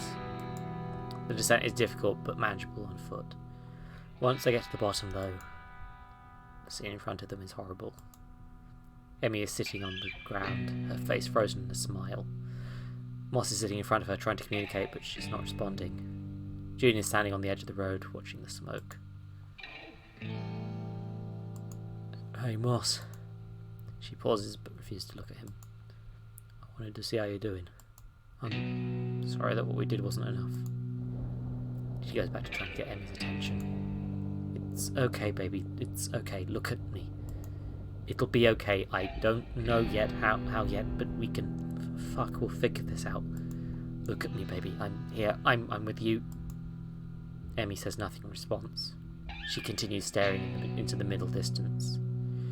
Oh, she's got the arm. That's a meat prosthesis. Sorry. Wrong time to notice that. Please just say something. She gives up, throws herself into Emmy's arms and starts sobbing. This is useless. There's no point staying here. Moss, Emmy, pack up. We leave in 5. Maybe there'll be something in the wreck. Someone in the wreckage we can save. And barring that, at least we can assess the damage. Let's come with you, please. Once your failures can kill the rest of us off. Goodbye. If we never meet again, it will be too soon. June gets into her mech and starts walking back down the mountain trail. Moss follows behind, carrying Emmy in her arms. Oh shit. Should we try to catch up? Cass sighs and drops their head for a moment. Something about that question felt like it put the weight of the world on their shoulders. No, nothing we can do. Let's go back, regroup, figure out what the ever-loving fuck we're going to do next. They climb back up the narrow trail to the peak where they see Brad and Liana sitting and talking. Hey. Hey. I go down there. Bad. Real bad. Guessing they didn't invite us along to whatever they're going to do. Nope. Guess it's just us then. Yeah, I guess so. So what do we do now? I got nothing. Me neither, no. Guess. Sorry, just thinking. Something that he said before the fight. What? He said that someone with a lot of money gave him the chance to do this. They turned their gaze towards the mountain range ahead. I don't know who that could be, but I know someone who could probably find out. You'll get some rest. It's getting late and we've got a long way to travel tomorrow. Where are we going? We're heading straight through the Rose Arc to the heart of the Blood Mason territory. We're going to need their help if we're going to pull this off. Pull off what? What are you talking about? We're going to figure out who's behind all this. We're going to make sure it never happens again. We're going to seal the motherfucking sun. Holy shit. You down? Absolutely. We do 100%. That sentence was so cool I peed a little. Let's fucking do this. The rest of the night is a flurry of activity, with repairs to be made and supplies to be counted. It will be tight, but it should be able to last them to the next town. As the last of the bright slips with the Rose Arc, in distance from unnatural polluted darkness, in the large shreds of dusk, our 4 broken heroes try to sleep, each preoccupied with their own thoughts. Brad thinks about family, Cass thinks about the future, Liana thinks about the past, Sam thinks about hope. Cass thinks about the future. They think about the path ahead, what routes they might take, potential dangers to look out for. They make plans almost instinctively, their brain running far into the future. Was he right about the world? What will this place look like in a month, 6 months, 10 years? What will happen once all this is over? They try to stop themselves and focus on the present. No point making plans right this second.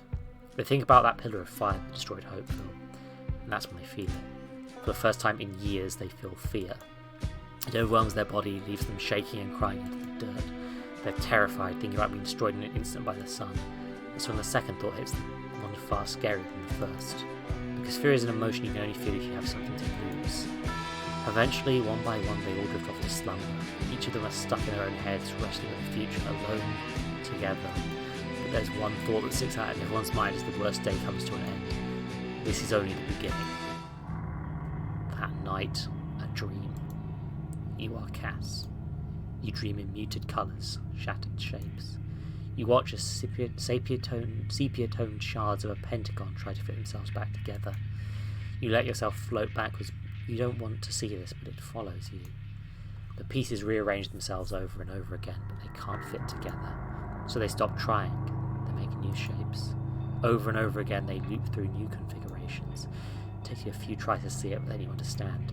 The blood-soaked antlers, the crossed claws, the winding road, the once-dead giant, the pillar of flame. You nod and the shards pause for a second before repeating, closer to your face. The blood-soaked antlers, the crossed claws, the winding road, the once-dead giant, the pillar of flame. You say you understand, but the shards don't heed you. They get even closer and carve the shapes into your skin. You try to pull them off, but they burn you when you touch them. The blood-soaked antlers, the crossed claws, the winding road, the once-dead giant, the pillar of flame. You wake with a start. Liana is sitting over you. You start shaking and you can't stop. You okay, see? Yeah, I'm fine. What are you dreaming about? Don't remember. Well, whatever it was, you were talking up a storm. What was I saying? The worst is yet to come. End of season 1. You've reached the end of Meatpunks Forever, Powered by Blood. This is just the beginning, though. Season 2, Bound by Ash, is now at themeatpunks.com.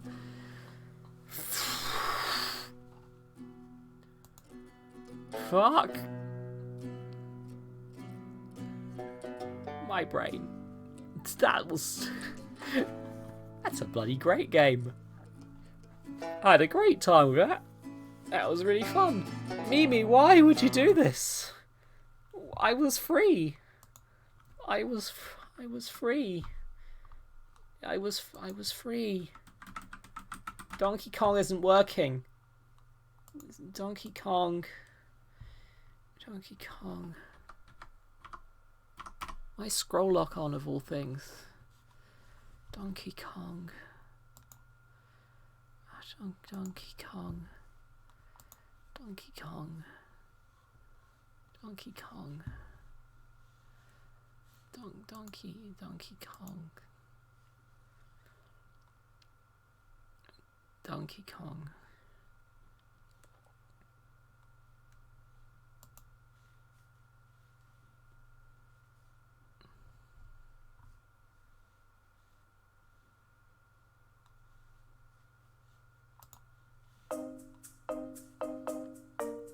Mimi. Oh no! You're going to monkey hell!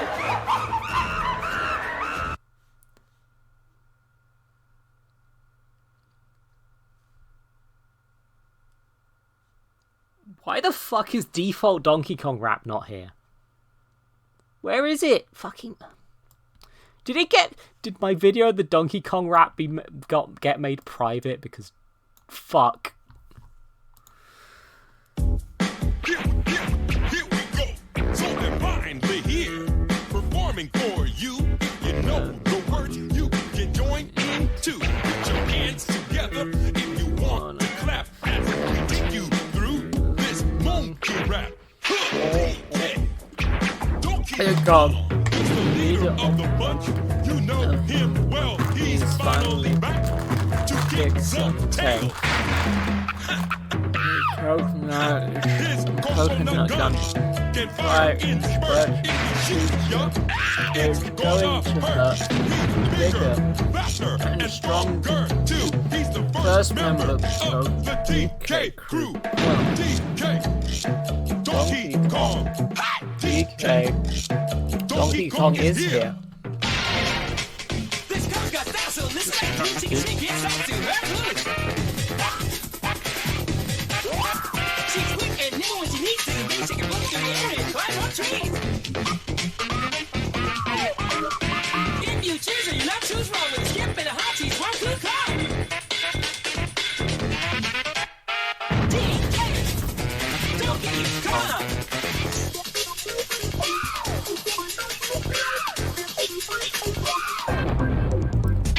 Has no style, has no grace. This Kong has a funny face. He can Handstand when he needs to and stretch his arms out just for you. inflate himself just like a balloon. This crazy Kong just sing this tune. Donkey Kong. Donkey Kong is here. Oh god, my ears! Fuck!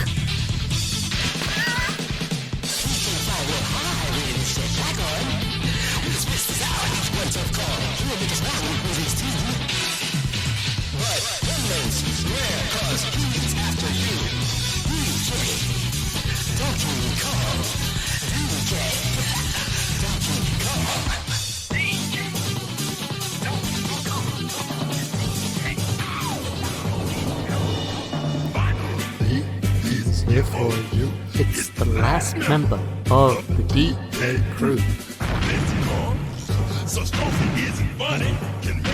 Kremlin cry out for mummy. Volga with relative ease. Makes crushing rocks seem such a breeze. He can jump high, but this calls one heck of a guy. Come on, Cranky. Come on, Cranky. Take it to the fridge. Walnut, peanut, pineapple smells. Grapes, melons, oranges, and coconut shells. Walnuts, peanuts, pineapple smells. Grapes, melons, oranges, and coconut shells. Oh yeah!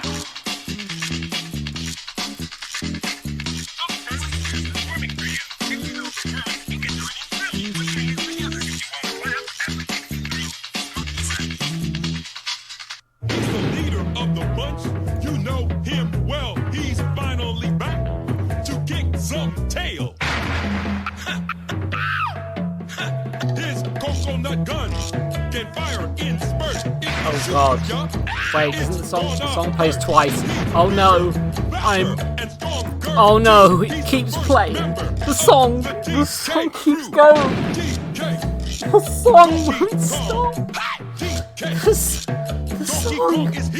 The song never ends. It's Donkey Kong. It's Donkey Kong. There is celebrated by the trees. Because they heard it wrong. I usually stream on Wednesdays and Sundays at 8 PM. I also, when I feel up to it, do Nebula's Collection on Thursdays at a vaguely similar time, but honestly the Americans make it very hard to predict times. They keep changing their time zones. What the fuck is an American? Can handstand when he needs to and stretches arms out. Just for you. Inflate himself just like a balloon. This crazy Kong Anyway, I'm raiding Dame Sophie because technically this stream was her fault. Their fault. Fuck. God! Ah! Ah!